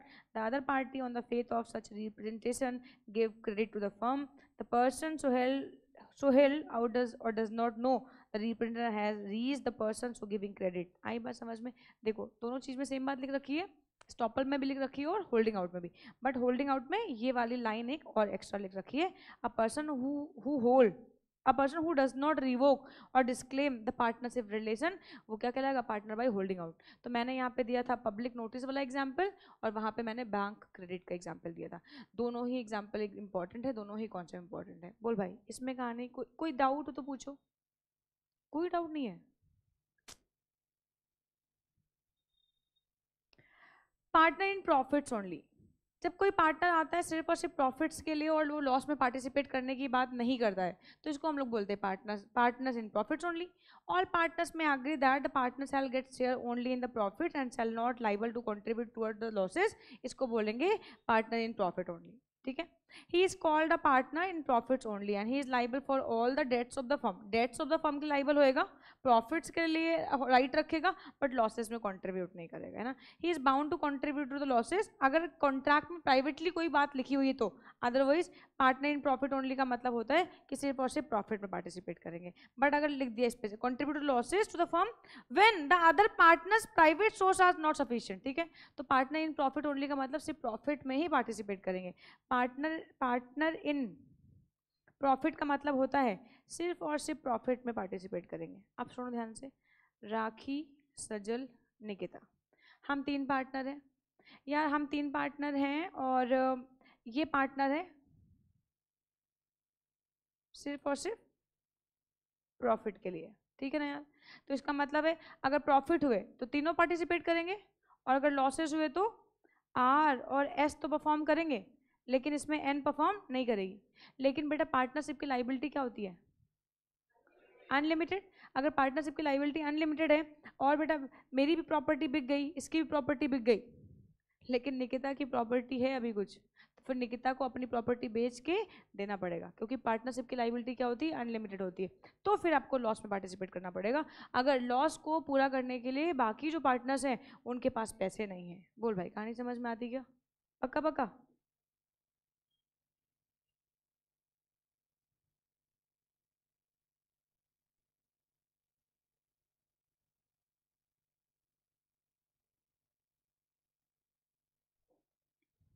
चलो आगे बढ़ते हैं आज।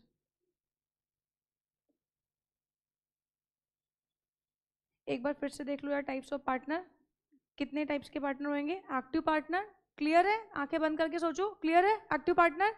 दूसरा कौन सा? Nominal partner, sleeping partner, minor as a partner, incoming partner, outgoing partner and partner by holding out और partner by estoppel. कोई डाउट हो तो बताओ। कोई डाउट नहीं है? पक्का कोई डाउट नहीं है? मैं पूछ लूं?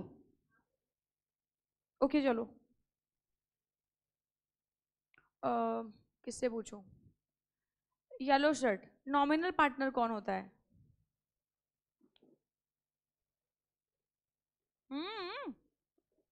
तो मैंने तो येलो शर्ट पहन रखी है, पता भी नहीं है इसे।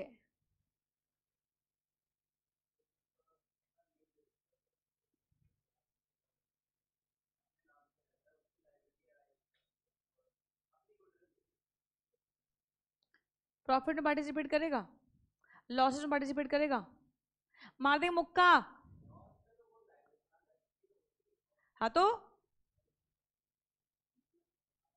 हाँ हाँ, डाउट है, पूछो पूछो पूछो।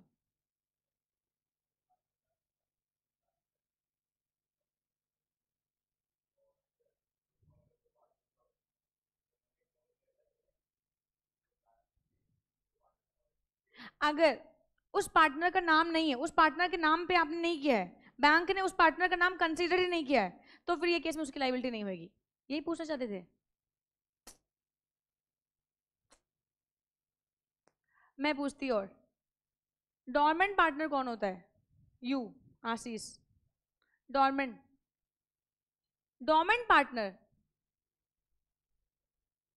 Hello hello, dormant partner, sleeping partner. किसको? ए बेटा यहाँ आ जाओ, अरे बाबू गुल्लू आजा आजा आजा आजा, मेरा मेरा बच्चा, मेरा लाल सोना मना, हल्का खिसको, खिसक जाओ, पीछे वाली चेयर बैठ जाओ। अच्छा ठीक है, जाओ वहीं बैठ जाओ, समझदार है, आ जाओ।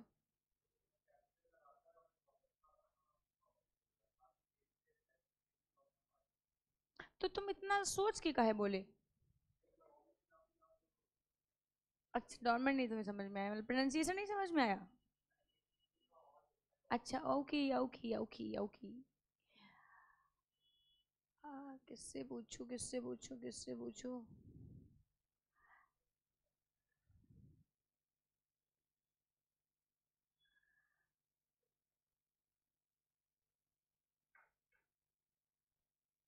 हाँ मैम, इनकमिंग पार्टनर का कॉन्सेप्ट,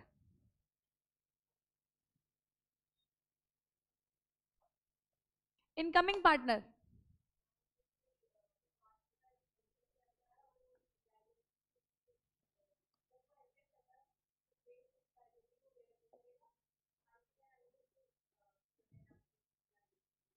ओके। अच्छा चलो, मतलब मुझे पता है कि अगर आप टाइप्स ऑफ पार्टनर आ जाए आप लोगों को लिखने के लिए, तो आप लोग लिख लोगे ना? लिखे SW, काइंड्स ऑफ पार्टनर। इतना गंदा मुंह बनाओगे ना तो मैंने मुंह तोड़ देना है। लिखेंगे काइंड्स ऑफ पार्टनर, कहाँ लिखा? आज को होमवर्क किया था? अरे टाइप्स लिख लो, काइंड्स लिख लो, क्या फर्क पड़ता है यार।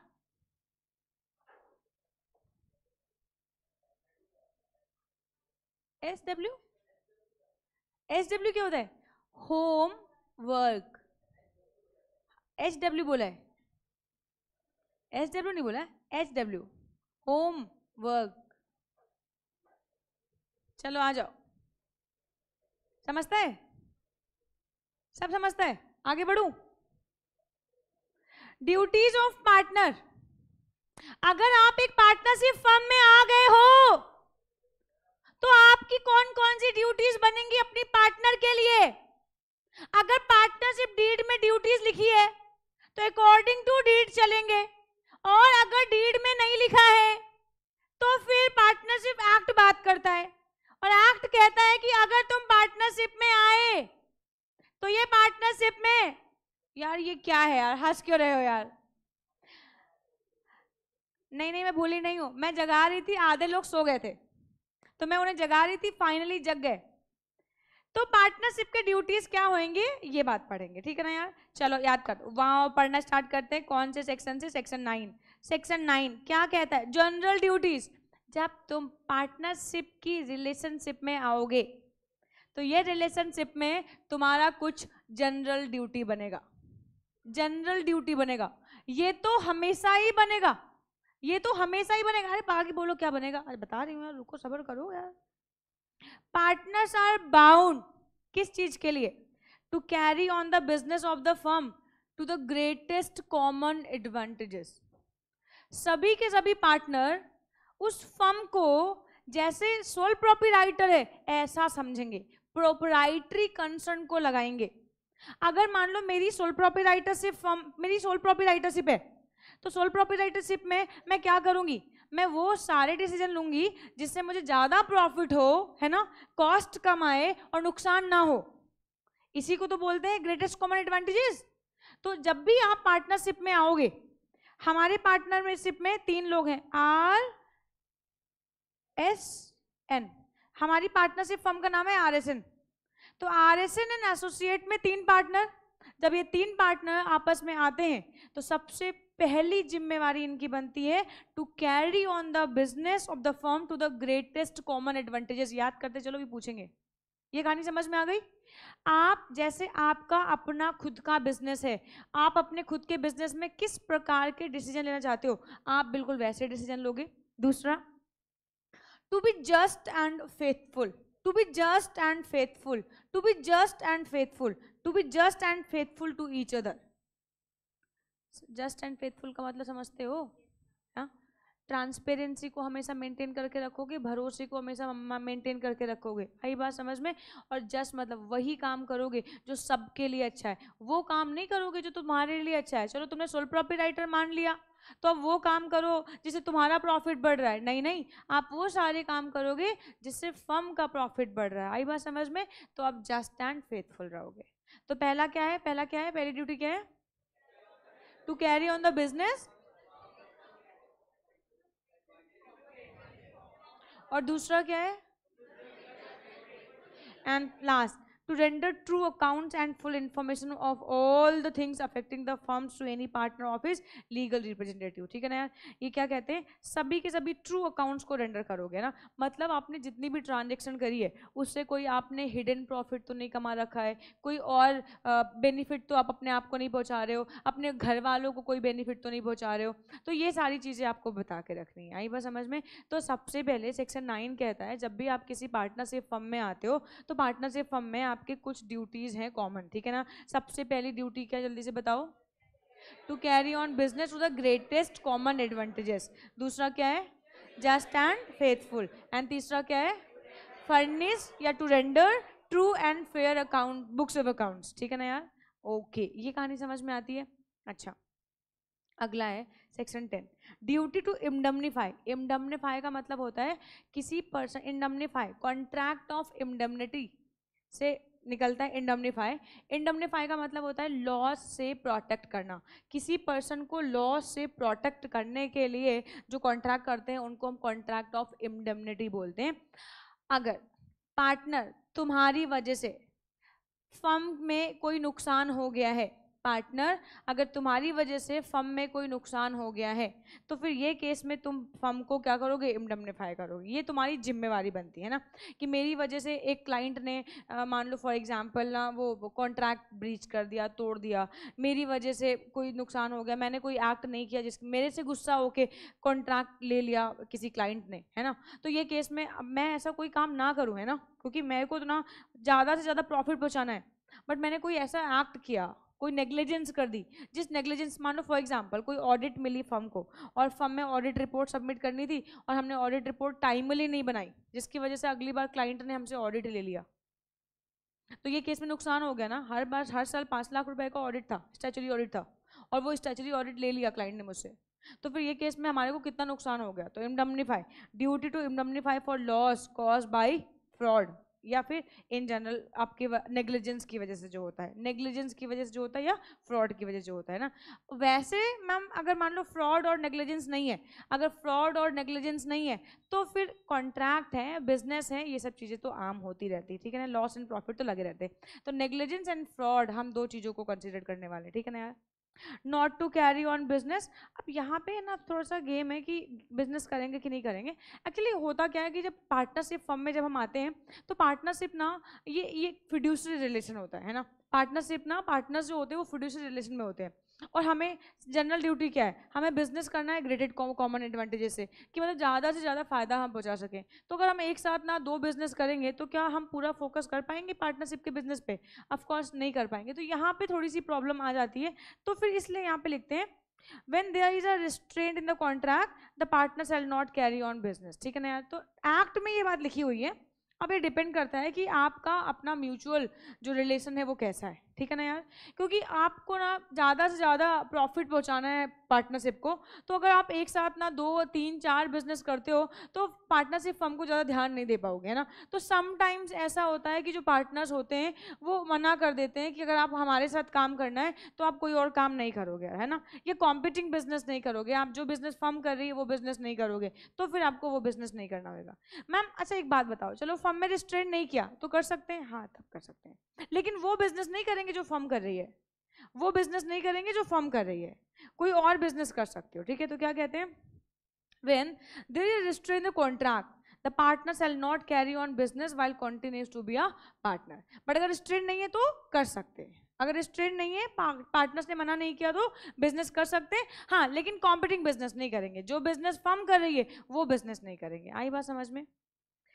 एक्ट डिलीजेंटली, यही तो मैंने ऊपर बताया, नेग्लिजेंस नहीं होना चाहिए, है ना, क्योंकि अगर आप नेग्लिजेंस करोगे तो इंडemnify करना पड़ेगा, है ना. तो आप ड्यू केयर मतलब प्रॉपर डिलीजेंटली आप काम करोगे, जो बेस्ट जजमेंट है, जो बेस्ट डिसीजन है फर्म के लिए, आप वैसे काम करोगे. आई कहानी समझ में.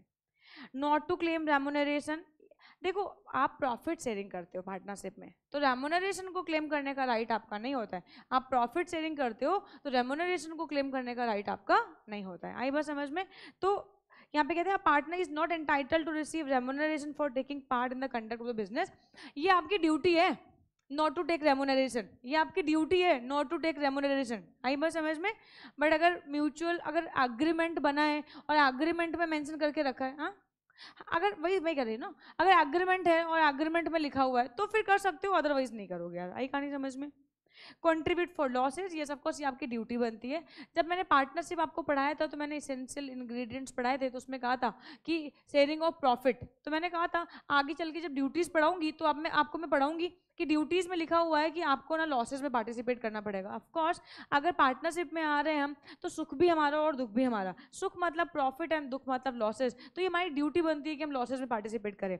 मैम कैसे पार्टिसिपेट करेंगे, ये डिपेंड करता है कि क्या रेशियो लिख रखा है, जिस रेशियो में लिख रखा है उस रेशियो में करेंगे, है ना, प्रॉफिट शेयरिंग रेशियो में करेंगे. बट अगर प्रॉफिट शेयरिंग रेशियो नहीं है तो इक्वल कंट्रीब्यूशन करेंगे. ठीक है ना यार. ये देखो, ये मैं बता चुकी हूँ, indemnify for loss due to wilful neglect. Negligence, देखो negligence is equivalent to offence. अगर आप जानबूझ के नेग्लेक्ट कर रहे हो और नेग्लिजेंस की वजह से आपकी फर्म को कोई नुकसान हो रहा है तो वो नुकसान की तो तुम भरपाई करोगे. आई बात समझ में. क्योंकि हमारे वहाँ पे क्राइम, जब आप क्रिमिनल प्रोसीजर कोड पढ़ते हो तो क्रिमिनल प्रोसीजर कोड में जब क्राइम को पढ़ते हो तो क्राइम में साफ साफ लिखा है, क्राइम का मतलब कि आप ऑफेंस जो कर रहे हो, क्राइम का मतलब नेग्लिजेंस, नेग्लिजेंस भी अगर आप करते हो तो ये भी क्या हो जाएगा, इक्विवेलेंट टू ऑफेंस हो जाएगा. आई बात समझ में. तो अगर आपके नेग्लिजेंस की वजह से फर्म को कोई नुकसान होता है तो वो भरपाई तुम्हें फर्म को खुद से करनी पड़ेगी. ठीक है. And no personal profit, yes of course आपको कोई भी पर्सनल प्रॉफिट नहीं रखने अपने. आपने पहले ही पढ़ा है ना, first duty section 9 first duty में पढ़ा है कि आपको true and fair accounts render करने हैं. तो इसका मतलब ये है कि आप फिर सीक्रेट प्रॉफिट्स आप कैसे बना सकते हो, तो आपको सीक्रेट प्रॉफिट नहीं बनाना है. तो अगर ये बात ना भी लिखी हो तब भी फर्स्ट वाले पॉइंट से तो ये वाली बात निकल के आ जाएगी हमारे पास, है ना. तो क्या कहते हैं, पार्टनर से account for profits and pay it to the firm which he derives for himself from any transaction of the firm, use of the firm's property, use of the firm's business connection, use of firm's name. Please focus करना कौन कौन से profit firm के profit होंगे. क्या कहते हैं, any transaction of the firm, firm ने कोई ट्रांजेक्शन करी उससे कोई पैसा आया है. Use of the firm's property और बिजनेस कनेक्शन, फर्म के प्रॉपर्टी और बिजनेस कनेक्शन की वजह से आपको कोई प्रॉफिट्स हुए हैं. या यूज ऑफ फर्म्स नेम, और फर्म्स के नाम की वजह से अगर कुछ हुआ है तो वो सारे पैसे आपको वापस करने पड़ेंगे. बोल भाई कहानी समझ में आती क्या. तो ये 3 चीजें जो है ना, ये 3 चीजें फर्म्स की होती है, और अगर इन 3 चीजों को यूज करके आपने कुछ किया तो वो आपको वापस करना पड़ेगा. जी सर. तो वो अच्छी बात है, बट किया तो फर्म के लिए ना फिर. तो फिर नहीं अब आप ये सोचो कि हम अपने कनेक्शन लेके आए, तो पहली ड्यूटी बनती है कि आप कनेक्शन लेके आओगे ही जिससे फर्म का प्रॉफिट हो सके. समझता है.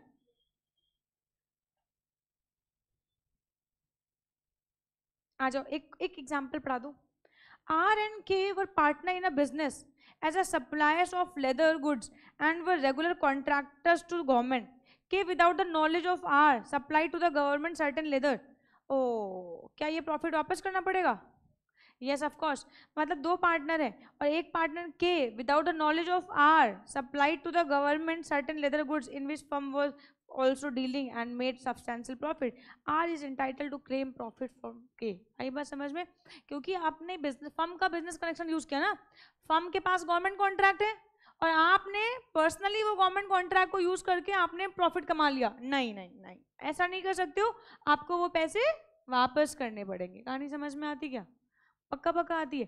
एक बार पहले से एक बार पढ़ लो यार, एक बार पहले से, मतलब भूल जाओगे भी। सबसे पहली ड्यूटी सेक्शन 9 में है जनरल ड्यूटी। जनरल ड्यूटी में कितनी बातें? 3 है। कौन कौन सी है?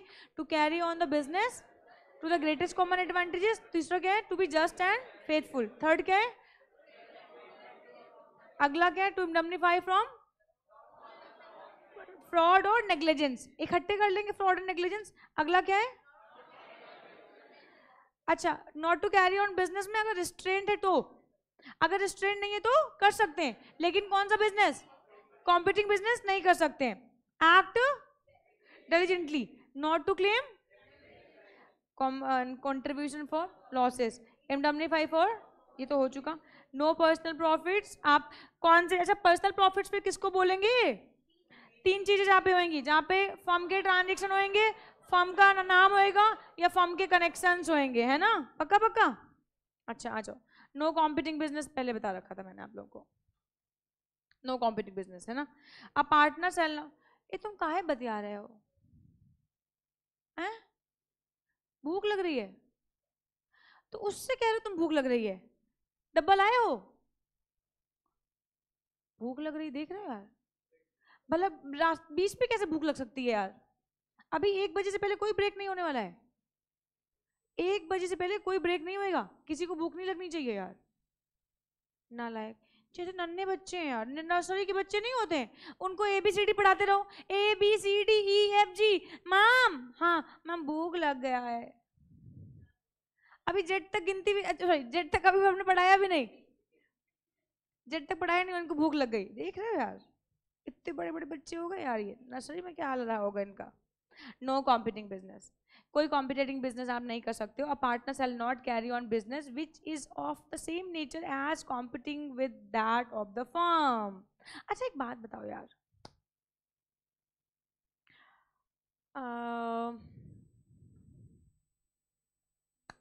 कौन सा एग्जाम्पल लूं यार? 125 बीघा खेती है हमारे पास। अबे हमारे पास नहीं है, पुश्तैनी है सब, हमारे पास कुछ नहीं है यार, हमने अभी जमीन नहीं खरीदी यार। दादी माँ चली गई और 125 बीघा जमीन हमारे नाम पे छोड़ के चली गई, और हमने उस पे हम एक फर्म में पार्टनर है और वो फर्म बना रही है शुगर, चीनी, शक्कर, और हमारी जो पेडी फील्ड, हमारी जो फील्ड है उस फील्ड पे ना हम उगा रहे हैं शुगर केन, और फिर बाद में हम वो शुगर केन उसी फर्म को बेच देते हैं जिस फर्म में हम पार्टनर है। क्या हम ऐसा कर सकते हैं? ऐसा कर सकते हैं? कॉम्पिटिंग बिजनेस नहीं होएगा? यस। शुगर केन नहीं बना सकते हैं, सॉरी शुगर केन बना सकते हैं, शुगर केन उगा सकते हैं, शुगर केन उगा सकते हैं, बस शुगर नहीं बना सकते हैं। आई बात समझ में? तो यहाँ पे कॉम्पिटिंग नहीं है ना? आई बात समझ में? यहाँ पे ये आ जाओ। A partner shall not carry on business which of the same nature and of competing with the firm with that of the firm, he shall account for the same and pay all such profits। ठीक है ना, ध्यान रखना ये बात को। Not to assign his right, ए भाई partnership trust and confidence पे बेस्ड रिश्ता है, मैं बता चुकी है तुम लोगों को, ट्रस्ट एंड कॉन्फिडेंस पे बेस्ड रिश्ता होता है पार्टनरशिप। और अगर ये ट्रस्ट एंड कॉन्फिडेंस पे बेस्ड रिश्ता होता है तो जिसको जो ऑब्लिगेशंस मिले वो ऑब्लिगेशंस को परफॉर्म करेगा। आई बात समझ में? वो फर्दर वो ऑब्लिगेशंस किसी और को ट्रांसफर नहीं करेगा। ठीक है, तो क्या कहते हैं? A partner shall not assign his right, देखो शैल लिखा हुआ है, प्लीज फोकस करना, शैल, मस्ट, ओनली, ये ऑब्लिगेटरी होते हैं। तो यहाँ पे साफ साफ लिख रखा है, partner shall not assign his right और interest in the firm to an outsider as to make that outsider partner without a consent of the other partners. आई बात समझ में?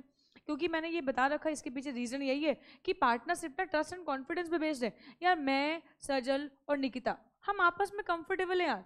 हो सकता है कोई ऐसे पार्टनर को हम बुलाएं जिसके साथ हम कंफर्टेबल ना हो, तो फिर ये केस में तो फिर दिक्कत हो जाएगी ना। फिर कोई और आ गया, हम उसके कंफर्टेबल नहीं है, हम उसका बिजनेस नहीं कर पा रहे हैं, तो फिर ये केस में जब तक कंसेंट ऑफ ऑल नहीं होएगा तब तक पार्टनर नहीं आएगा, तब तक हम अपने राइट को साइन नहीं कर सकते। कर सकते हैं, ट्रांसफर ऑफ इंटरेस्ट हो सकता है, but consent of all the partners, consent of all the partners. बोल भाई, इतनी कहानी समझ में आती है? To act within the authority, हाँ ये क्या कहानी है प्लीज समझना ध्यान से। पार्टनरशिप में ना म्यूचुअल एजेंसी होती है। म्यूचुअल एजेंसी का मतलब होता है कि जितने भी पार्टनर ने कोई भी एक्ट किया है उन सभी एक्ट के लिए, मतलब जैसे फॉर एग्जांपल हम 3 पार्टनर हैं, मैंने कोई एक्ट किया तो उसके लिए सजल भी लाइबल होएगा और निकिता भी लाइबल होएगी। मैंने कोई एक्ट किया उसके लिए सजल भी लाइबल होएगा और निकिता भी लाइबल होएगी। निकिता ने कोई एक्ट किया तो उसके लिए सजल भी लाइबल होएगा और मैं भी लाइबल होंगी। इसने कोई एक्ट किया तो हम दोनों लाइबल होंगे। इसी को बोलते हैं म्यूचुअल एजेंसी, है ना, क्योंकि हमारे बीच में प्रिंसिपल और एजेंट का रिलेशन होता है। बट कौन से उतने ही काम के लिए लाइबल होंगे जितना आप अथॉरिटी में कर रहे हो। जब आप पार्टनरशिप डीड बनाओगे तो डीड में ना आप अथॉरिटी भी तो लिखोगे कि तुम्हारा ये काम है, तुम्हारा ये काम है और तुम्हारा ये काम है, तो हम उतने काम के लिए लाइबल होंगे जितना अथॉरिटी में है। बियॉन्ड द अथॉरिटी अगर तुमने कोई भी एक्ट किया तो उसके लिए मैं लाइबल नहीं होंगी, कोई भी लाइबल नहीं होएगा, है ना। तो पार्टनर की ड्यूटी बनती है कि कोई भी एक्ट करेंगे तो विद इन द अथॉरिटी करेंगे। बियॉन्ड द अथॉरिटी किया और फर्म को नुकसान हुआ तो आप पर्सनली लाइबल होगे। आई बात समझ में? पार्टनर्स या फर्म लाइबल नहीं होगी। तो आपकी जिम्मेवारी बनती है, पार्टनर तुम्हारी जिम्मेवारी बनती है कि तुम कौन से काम करोगे, विद इन अथॉरिटी करोगे। आई बात समझ में? जग गए? आ जाओ। A partner is bound to act within the scope of the actual or apparent authority, ठीक है ना यार। When he exceeds his authority and other partners do not ratify his unauthorized act, he will be liable to the other partners for any loss। आई कहानी समझ में? इसका एक exception बनता है।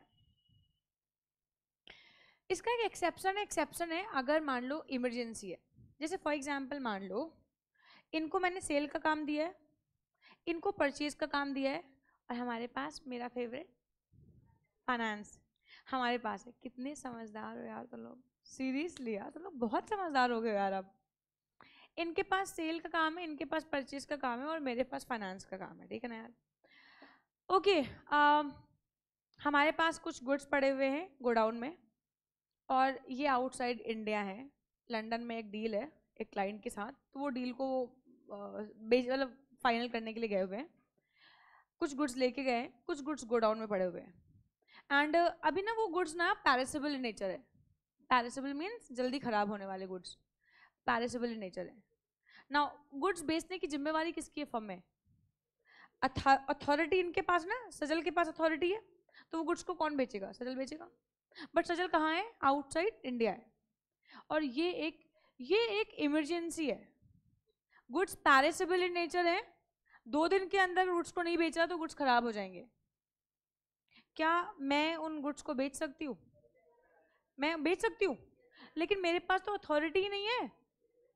बट इमरजेंसी है तो मैं बियॉन्ड द अथॉरिटी भी जा सकती हूँ, क्योंकि मेरी पहली ड्यूटी सेक्शन 9 में क्या लिखी हुई है? हमने ना बिजनेस करना है जिससे फर्म को बेस्ट प्रॉफिट पहुंचे, और अगर इसके आने तक का इंतजार करेंगे, अभी ये 1 हफ्ते और नहीं आने वाला है, तब तक तो वो गुड्स खराब हो जाएंगे और फर्म का बहुत नुकसान हो जाएगा। तो ये केस में मैं बियॉन्ड द अथॉरिटी भी जा सकती हूँ। आई बात समझ में? तो in case of any emergency मैं बियॉन्ड द अथॉरिटी भी जा सकती हूँ। बोल भाई, कहानी समझ में आई? कोई दिक्कत हो तो बताओ। कोई भी दिक्कत नहीं है? क्या बात है।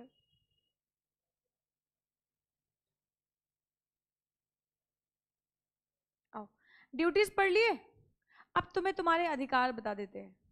अगर तुम किसी पार्टनरशिप में जाओगे तो तुम्हारे पार्टनरशिप में क्या अधिकार होंगे ये देख लेते हैं यार। Take part in the business, ये हमारा अधिकार है। यस, अधिकार है हमारा। हमें बिजनेस में पार्टिसिपेट करने से कोई भी रोक नहीं सकता। हम बिजनेस में पार्टिसिपेट करके रहेंगे। आई बात समझ में? अगर हम एक्टिव पार्टनर हैं तो ये सब कुछ हम बिजनेस में पार्टिसिपेट करेंगे। To participate in the conduct and management of the firm's business, ये हमारा पहला अधिकार। To heard and consulted. अगर ना सभी पार्टनर अपनी अपनी बातें रख रहे हैं, हम भी रखेंगे, और मुझे भी अपनी बातों को कहने का अधिकार है, और मेरी बातों को भी तवज्जो मिलेगा, मेरी बातों को भी इंपॉर्टेंस मिलेगी। आई बात समझ में? To be heard and consulted. Access to books, मैं बुक्स ऑफ अकाउंट्स को भी देख सकता हूँ। ऑफकोर्स अगर मैं एक्टिव पार्टनर हूँ, मैनेजमेंट में पार्टिसिपेट करने का अधिकार है, तो ये ऑफकोर्स मैं पार्टनरशिप के बुक्स ऑफ अकाउंट्स भी देख सकती हूँ। पक्का पक्का।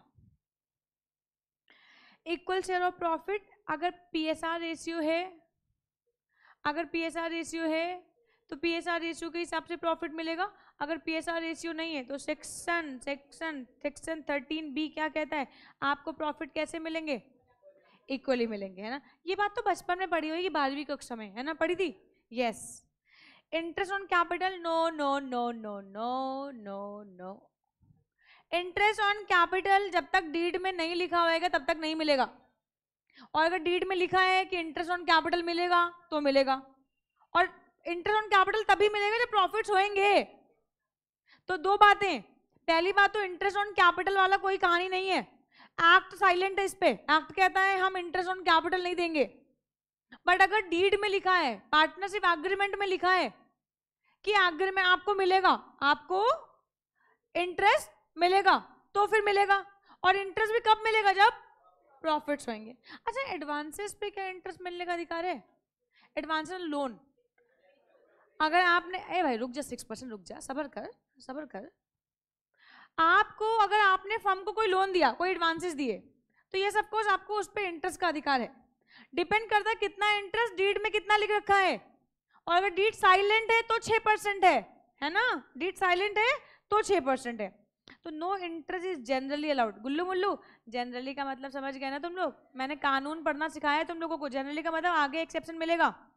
No interest is generally allowed on capital contributed by partners, but if the partnership agreement provides for the payment of interest on capital, it shall be payable only out of profit। बाप रे बाप, बाप रे बाप, लाल रंग, लाल रंग, खतरे की निशानी, बाप रे बाप, जल्दी से ब्लॉक कर लो। Only out of profits, only out of profits, only out of profits, है ना बच्चों। And when there are losses, interest on capital will not be allowed. आई कहानी समझ में? कोई डाउट हो तो पूछो। क्रिस, क्या हाल चाल? काहे मुस्कुरा रहे हो यार? मजा आ गई? भूख लग गई?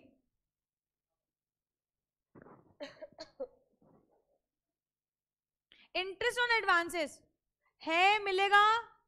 Yes, where a partner advance in amount to the firm over and above his capital, he will be entitled to interest at a rate जो डीड में हो, और डीड साइलेंट है तो किस पे होएगा? 6% पर एनम। बोल भाई, इतनी कहीं समझ में आता है क्या? इंडemnification बाय फर्म, राइट है तुम्हारा। क्या हुआ? क्या हुआ बताओ?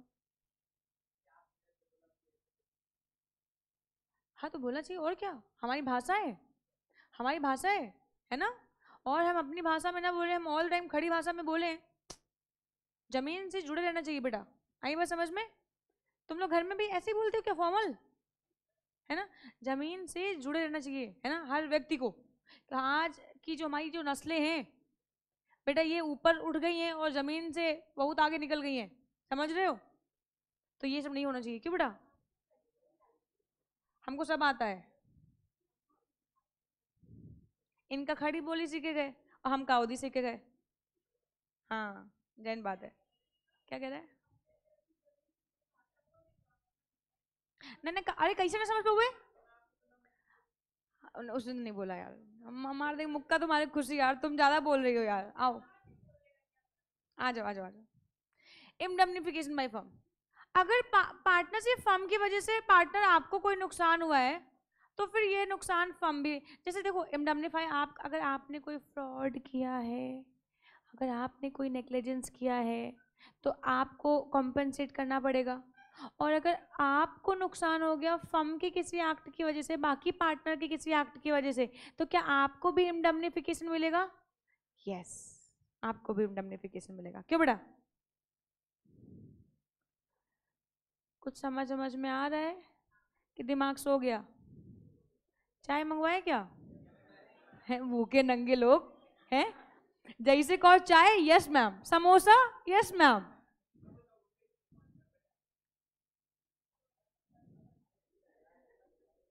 समोसा मंगवा दे क्या तुम लोगों के लिए? समोसे खाओगे?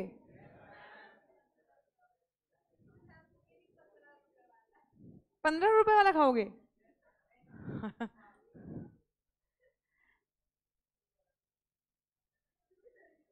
मंगवाते हैं। अच्छा अभी शर्मा जी वाले मंगवाते मंगवाते पहले अच्छा पढ़ लो, ये वाला पढ़ के खत्म करो, फिर मंगवाते हैं। आज समोसे खिलाएंगे आज, ठीक है?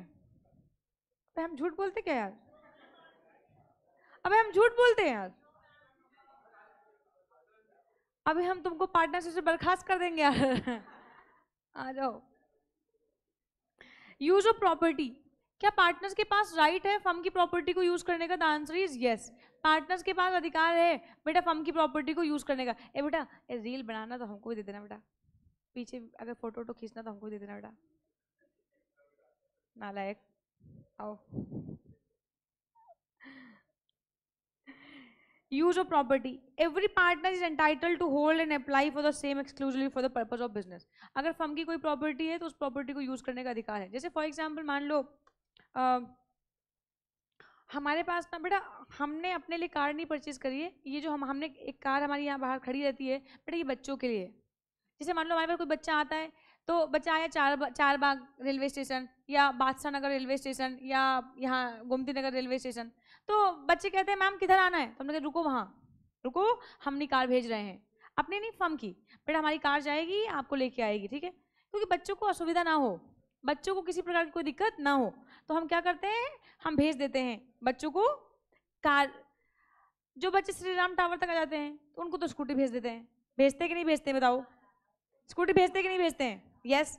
अब जो बच्चे चार बाग फोन करते हैं कि मैम यहाँ से कहाँ आए, तुम कहते रुको हम भेज रहे हैं कार, तो ये हमारी नहीं है बेटा, पर्सनल नहीं है, ये फर्म की कार है, ये फर्म की कार है। तो बेटा एक क्लाइंट आया, क्या मैं फर्म की कार को यूज कर सकती हूँ क्लाइंट को मीटिंग अटेंड करने के लिए? हाँ, फर्म प्रॉपर्टी दिखाने जाना है, क्लाइंट है, क्या फर्म की कार यूज कर सकती हूँ? यस। क्या फर्म की प्रॉपर्टी यूज कर सकती हूँ? यस। ये हमारा क्या है? अधिकार है, अधिकार है। पर्सनल के लिए नहीं करेंगे बेटा, फर्म के काम के लिए करेंगे यार। हाँ। Agent of firm, yes of course आप एजेंट ऑफ फर्म हो। बाइंड द फर्म, आप फर्म को बाइंड भी कर सकते हो। म्यूचुअल एजेंसी होती है तो कॉमन सेंस है ना, एक पार्टनर अपने एक्ट से सभी पार्टनर को बाइंड कर सकता है। क्यों? पक्का पक्का 100%।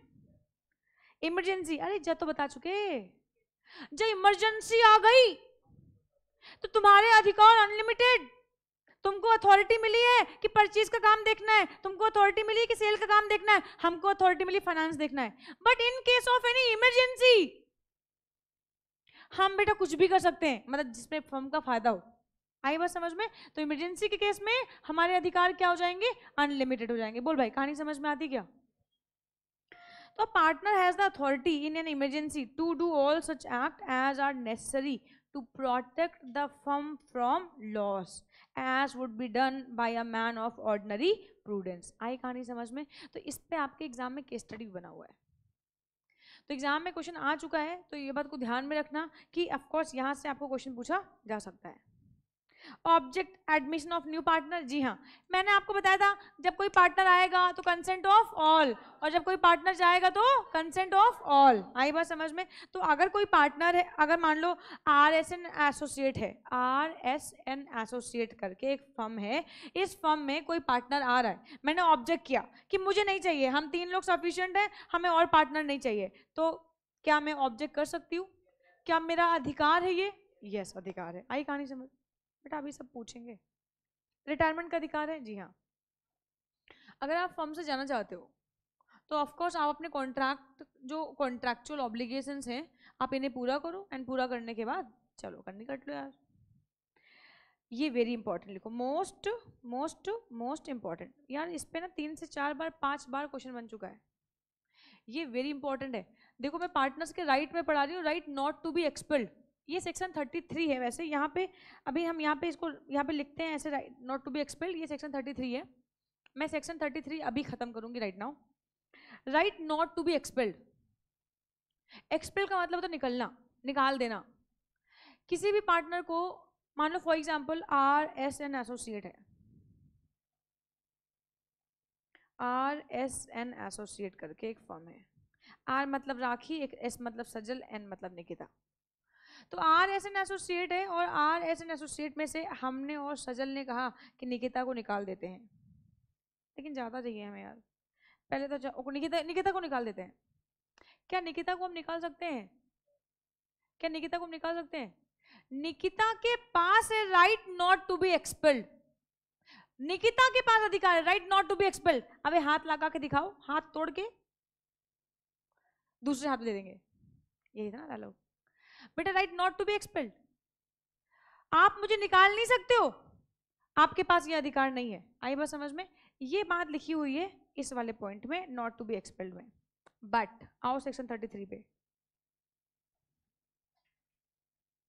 और 3 बातें सेक्शन 33 में 3 बातें लिखी होंगी। कहाँ गया 172। भगवान भला करे तुम्हारा, तुम बहुत अच्छे नंबर से पास हो जाओ।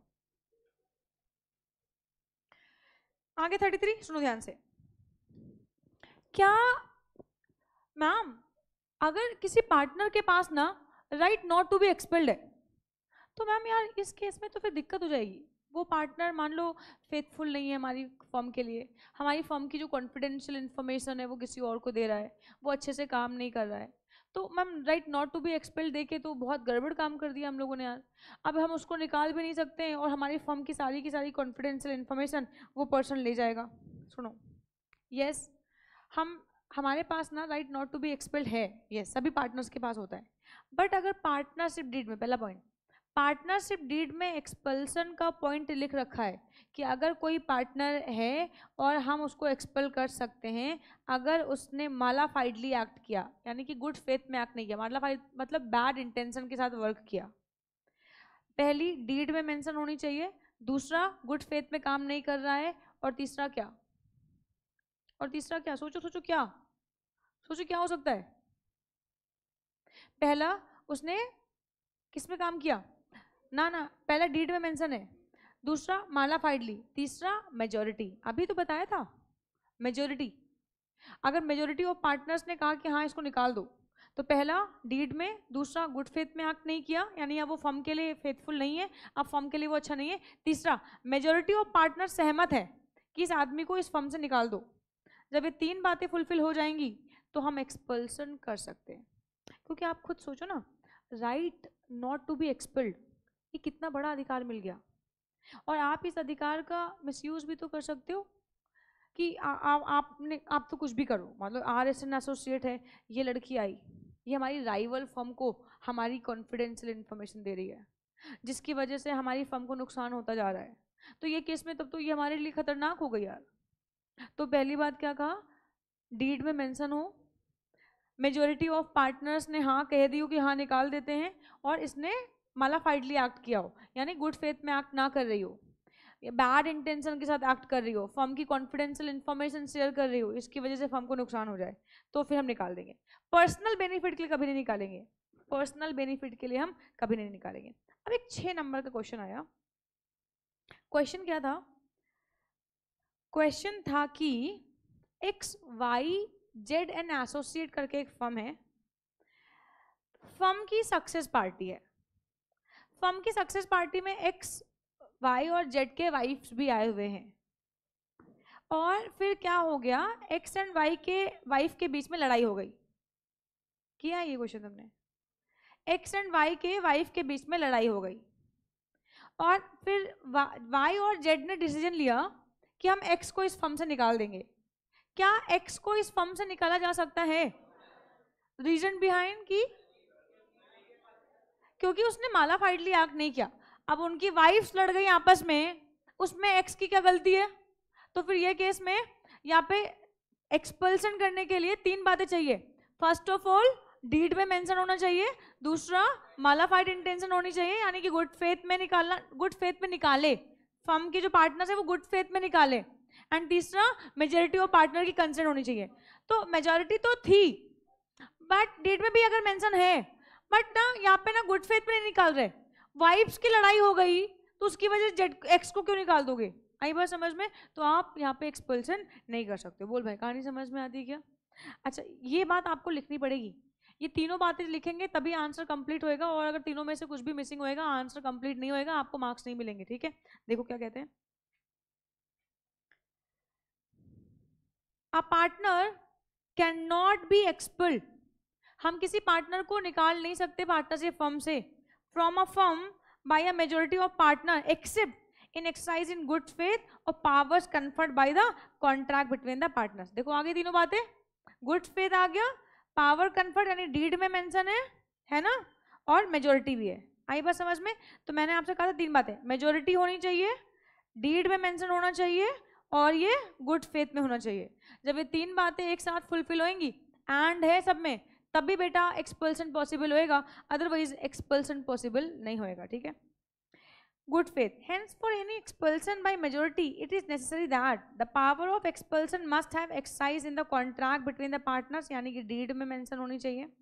such power has been exercised majority of partners, okay ma'am, and है ना, तो प्लस का साइन लगता है क्यों, and such power has been exercised in good faith। तो जब ये तीन बातें फुलफिल होंगी बच्चा, तभी हम किसी पार्टनर को एक्सपेल कर सकते हैं, अदरवाइज पार्टनर के पास right not to be expelled है। बोल भाई, कहानी समझ में आ रही है?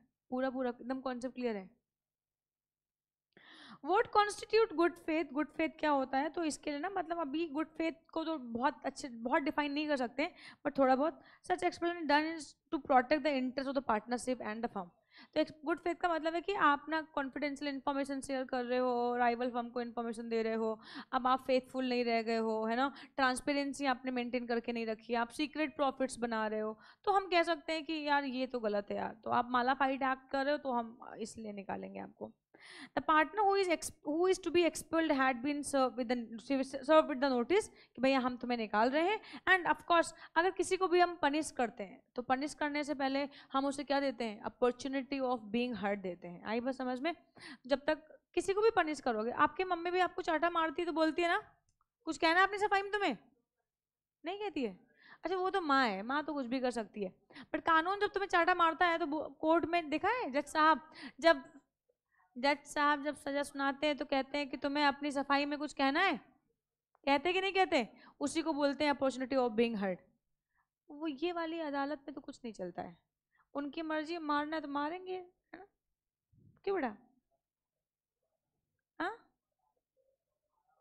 वो देख रहे हो क्या? तुम्हारी मम्मी को यही बात बता दूं यार मैं, रिकॉर्ड करके ना सुना दूं उनको। एक्सपल्सन वॉइड, बेटा वॉइड कब होगा? जब तीनों में से कोई भी एक क्राइटेरिया कंप्लाई नहीं करेंगे तो वॉइड हो जाएगा, है ना। When a partner is otherwise expelled then in good faith it is null and void, और आप नहीं निकाल सकते हो, है ना। अच्छा, किसी पार्टनर को चलो निकाल दिया, गुड फेथ में मेजोरिटी डीड सब कंडीशन फुलफिल, निकाल दिया, क्या निकालने के बाद भी उसको कोई अधिकार मिलेंगे? यस, एक एक्सपेल्ड पार्टनर के पास एज इट इज़ वही अधिकार होंगे जो एक रिटायरिंग पार्टनर के पास होते हैं। उसको अपने प्रॉपर्टी को लेने का अधिकार होएगा, उसको प्रॉफिट्स को लेने का अधिकार होएगा, वो सारी चीज़ें होंगी, है ना। तो एक रिटायरिंग पार्टनर के जो अधिकार होते हैं वही एक एक्सपेल्ड पार्टनर के होते हैं। आई बात समझ में? वापस आ जाओ, कहाँ थे हम? 163, भगवान भला करे तुम्हारा। ओके, अगला अधिकार देखते हैं। हाँ, निकाल दिया, और क्या? To carry on competing business after coming out partnership, yes of course. बेटा अगर मान लो फॉर एग्जाम्पल ना, मैं एक पार्टनरशिप में हूँ, मैंने उस पार्टनरशिप को छोड़ दिया, तो उस पार्टनरशिप को छोड़ने के बाद ना क्या मैं सेम कॉम्पिटिंग बिजनेस कर सकती हूँ? यस बेटा, मेरा टैलेंट ही यही है, मेरा तो टैलेंट ही यही है यार। अगर मैं एक पर्टिकुलर बिजनेस कर रही हूँ तो मेरा तो टैलेंट ही यही है भाई, मुझे और अगर रोक दोगे तो फिर मैं क्या करूँगी यार? भाई मान लो फॉर एग्जाम्पल मैं ये माउस बनाती है, यही तो मेरा टैलेंट है।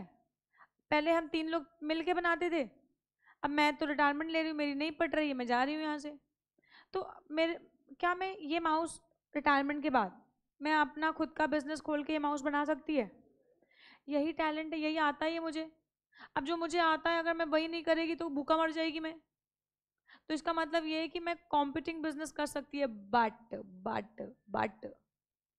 अगर किसी पार्टनर ने, मैंने जब पार्टनरशिप फर्म को डिसॉल्व, अपनी पार्टनरशिप को डिसॉल्व करवाया, तो वो टाइम पे किसी पर्सन ने मुझे मतलब पार्टनर से मुझे रिस्ट्रेन किया कि एक पर्टिकुलर टाइम पीरियड तक तुम ये बिजनेस नहीं करोगे, या तुम हमारे क्लाइंट से कॉन्ट्रैक्ट नहीं करोगे, या तुम हमारे इस पर्टिकुलर एरिया में बिजनेस नहीं करोगे।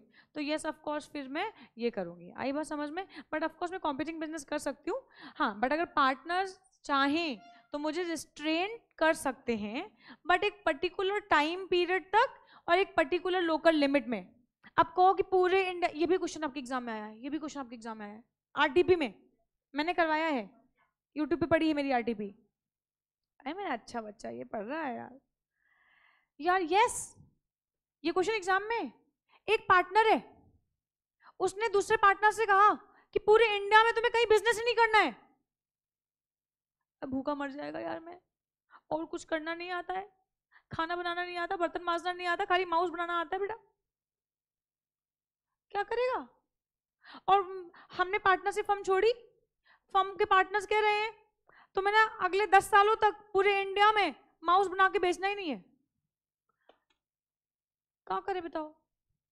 क्या ये सही रिस्ट्रिक्शन है? ये गलत रिस्ट्रिक्शन है, ऐसा नहीं कर सकते। आई कहानी समझ में? हम मैम मैम करवाओ, कहाँ है क्वेश्चन? आओ यार, आओ बच्चों तुम्हें सिखाएं। मैम यार देखो गाना आना गाया करो, बहुत गंदा गाती हो यार, इतना इतना बेसुरा, इतना बेसुरा। अच्छा ठीक है चलो, नहीं गाएंगे, नहीं गाएंगे, खुश, हैप्पी।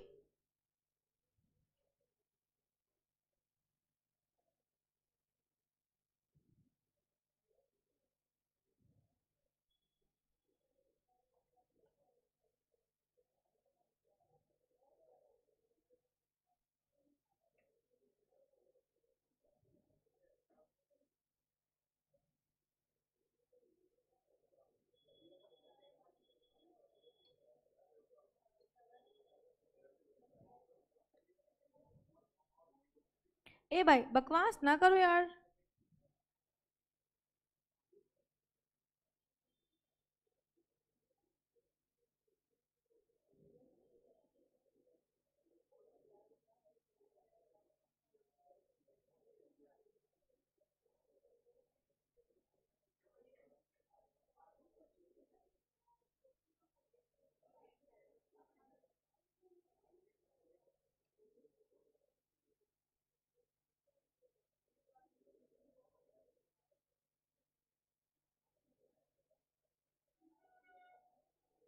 ये कहाँ गया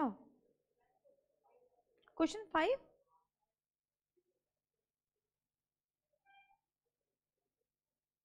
नहीं बेटा 5 नहीं होगा।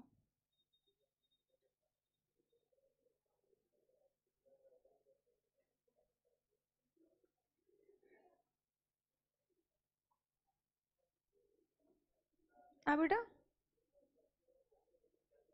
क्या क्वेश्चन नंबर 5? अच्छा वही बच्ची कह रही है।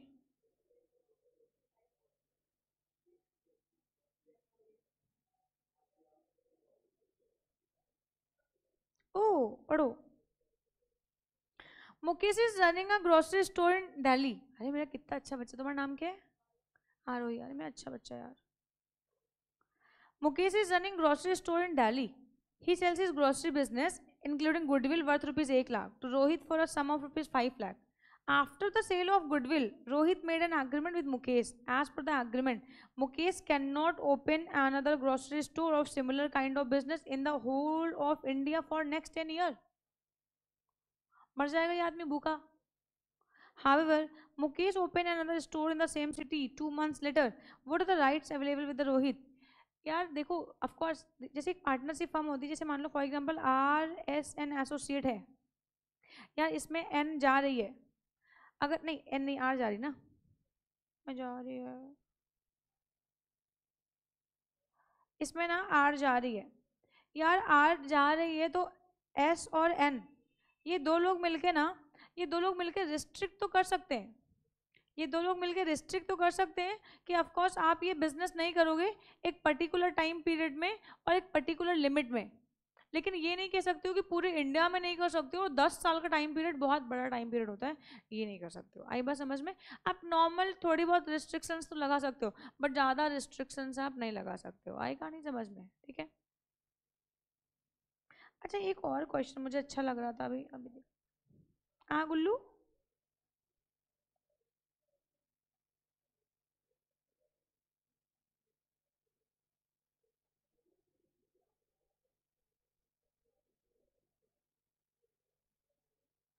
हम्म।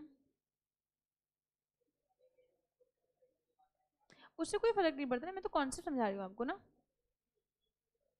यार इस क्वेश्चन का आंसर बताओगे क्या? Question number 12। उससे कोई फर्क नहीं पड़ेगा बेटा। रेफरेंस आप इंडियन कॉन्ट्रैक्ट का दो, बट मैंने आपको टॉपिक समझाने के लिए वो क्वेश्चन उठाया था।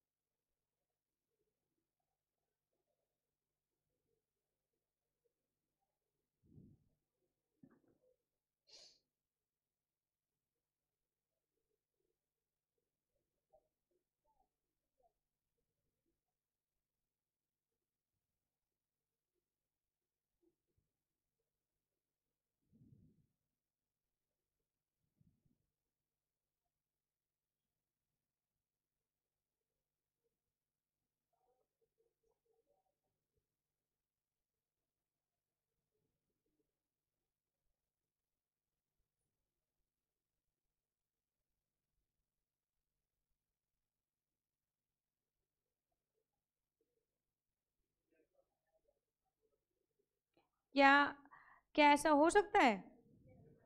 क्या ये पार्टनरशिप है? को ओनरशिप है, पार्टनरशिप नहीं है।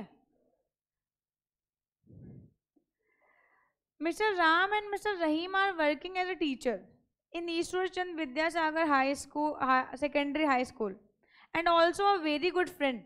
They jointly purchased a flat which was given on rent to Mr. John. It was decided between landlord that tenant that the rent would be 10,000 per month inclusive of electricity bill. It means electricity bill will be paid by landlords. ठीक है, 10,000 का rent लेंगे, बिजली का bill pay करेंगे जो landlord है। The landlords by mistake didn't pay the electricity bill for the month of March. Due to this, electricity department cut the connection.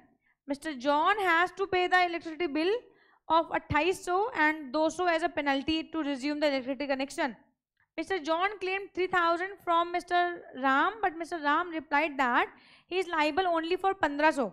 And Mr. John said that Mr. Ram and Rahim are partners, therefore he can claim the full amount from any of the partner.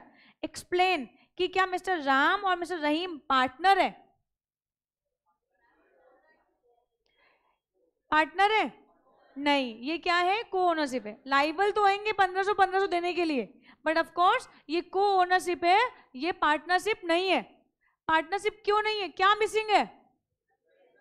Yes, मैंने कहा था partnership को form करने के लिए business mandatory होता है, but यहाँ पे बिजनेस नहीं है, और बिजनेस नहीं है इसीलिए ये पार्टनरशिप नहीं है। ठीक है ना यार? एक और क्वेश्चन का आंसर दोगे? श्याम एंड मोहन एंड केशव, जल्दी से पढ़ो, मुझे आंसर चाहिए आप लोगों से।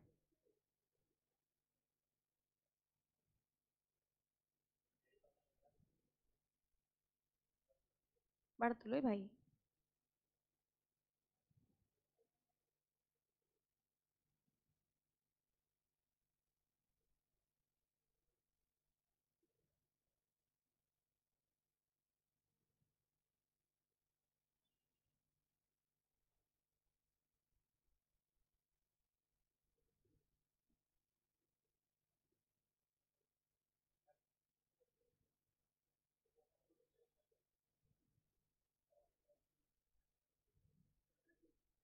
क्या ये अभी अभी पढ़ाया था कि in case of any emergency जो पार्टनर्स के जो राइट्स होते हैं वो क्या हो जाएंगे? अनलिमिटेड हो जाएंगे। और अगर आप फर्म को बेनिफिट पहुंचाने के लिए कोई पर्टिकुलर एक्ट कर सकते हो तो आप कर सकते हो। आई कहानी समझ में? पक्का कोई डाउट नहीं है इसमें? मतलब आप देख पा रहे हो ना, ऐसे ही क्वेश्चंस आएंगे, ऐसे ही क्वेश्चंस आएंगे, आप आराम से कर ले जाओगे यार, बस आपके पास ना कॉन्सेप्ट होने चाहिए दिमाग में आपके। कहाँ गया मेरा partnership?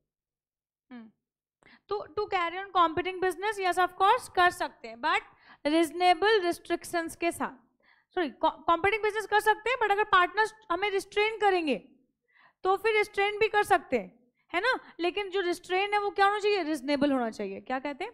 Generally an outgoing partner has a right to carry on a competing business, but where he is restrained from carrying on competing business for a specified period of time within the specified local limit, he cannot do so. And where he carries on such competing business, he shall not use the firm's name, solicit the firm's customer, represent himself in any way as carrying on business of the firm. आई बात समझ में? तो आप ना जब किसी partner से firm को छोड़ के जाओगे, है ना, तो आप कॉम्पिटिंग बिजनेस कर सकते हो, बट अगर पार्टनर ने रिस्ट्रेन किया तो एक लोकल लिमिट में एक पर्टिकुलर टाइम पीरियड तक नहीं कर सकते हो।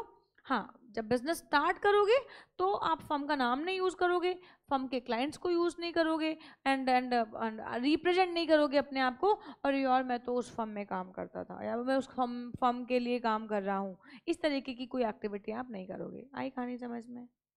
आगे बढ़ते हूँ। आप पार्टनरशिप फर्म से जा चुके हो,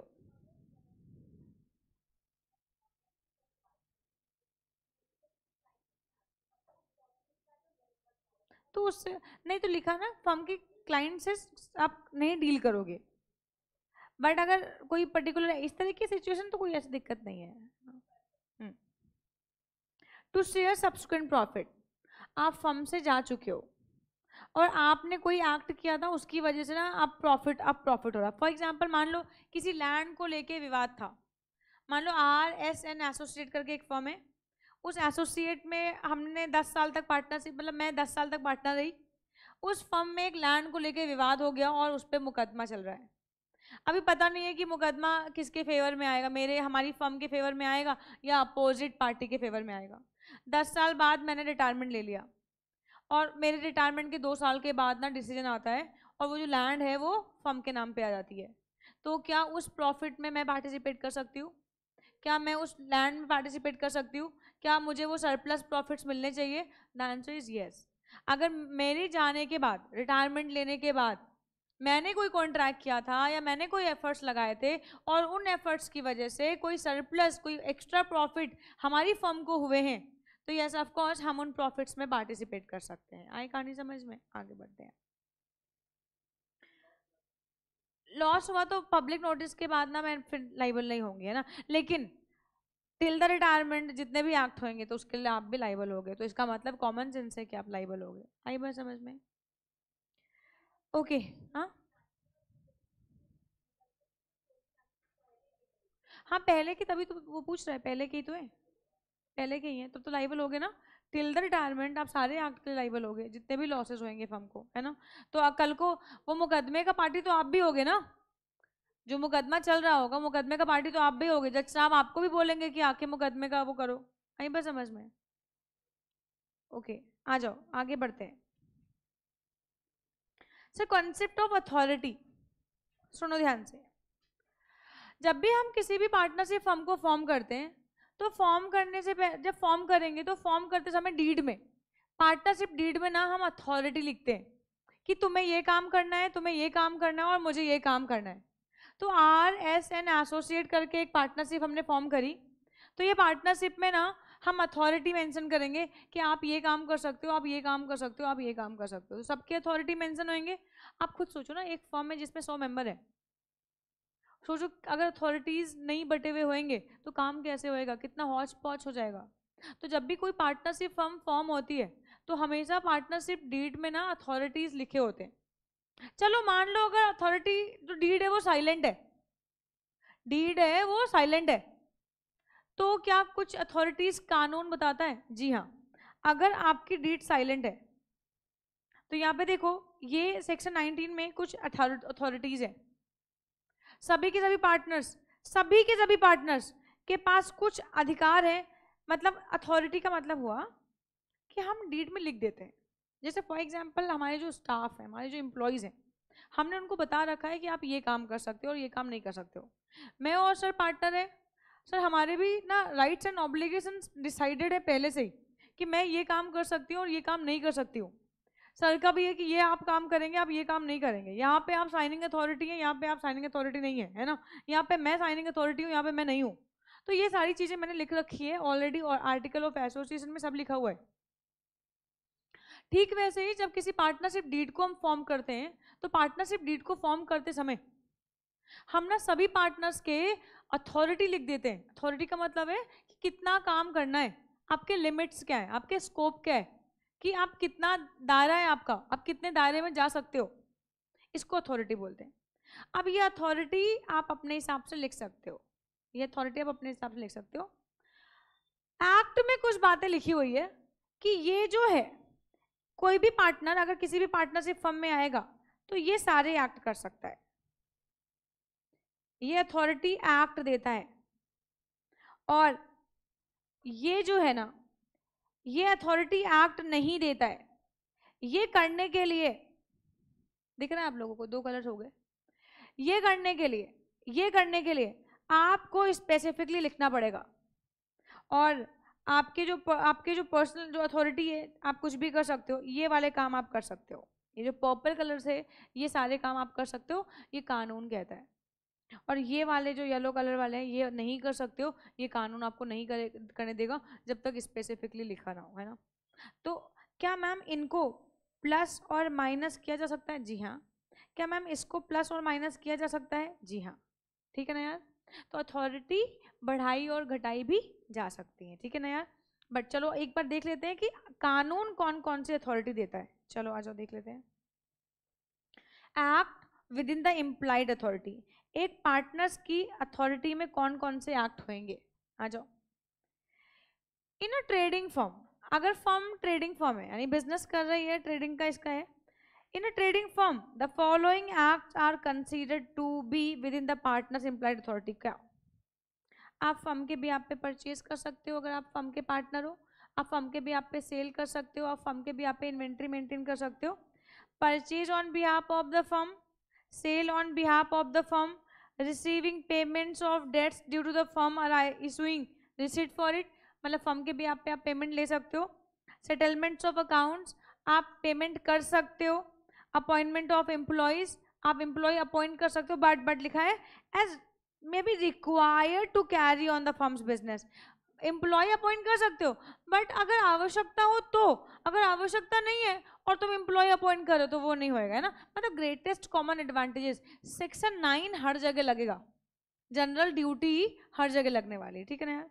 borrowing money on behalf of the firm, firm के भी आप पे आप मनी भी बोरो कर सकते हो, फर्म के भी आप पे आप प्लेज कर सकते हो। जैसे फर्म को ना पैसों की जरूरत है और बहुत ज़्यादा जरूरत है, तो ये केस में फर्म के बिहाफ पे आप प्लेज भी कर सकते हो फर्म की एसेट को, है ना। Pledging as a security goods of the firm या property of the firm, drawing, accepting and endorsing negotiable instrument, cheque issue कर सकते हो, चेक को क्लियर करवा सकते हो आप। And hiring solicitor to defend the action against the firm, firm के लिए आप कुछ सॉलिसिटर मतलब लॉयर अपॉइंट कर सकते हो कि कल को अगर फर्म के ऊपर कोई मुकदमा हो गया तो उस मुकदमे पे भाई कोई तो प्रोटेक्ट करने के लिए चाहिए, डिफेंड करने के लिए चाहिए।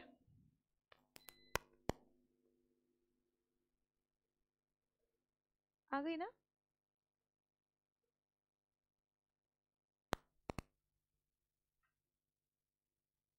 What the bloody hell?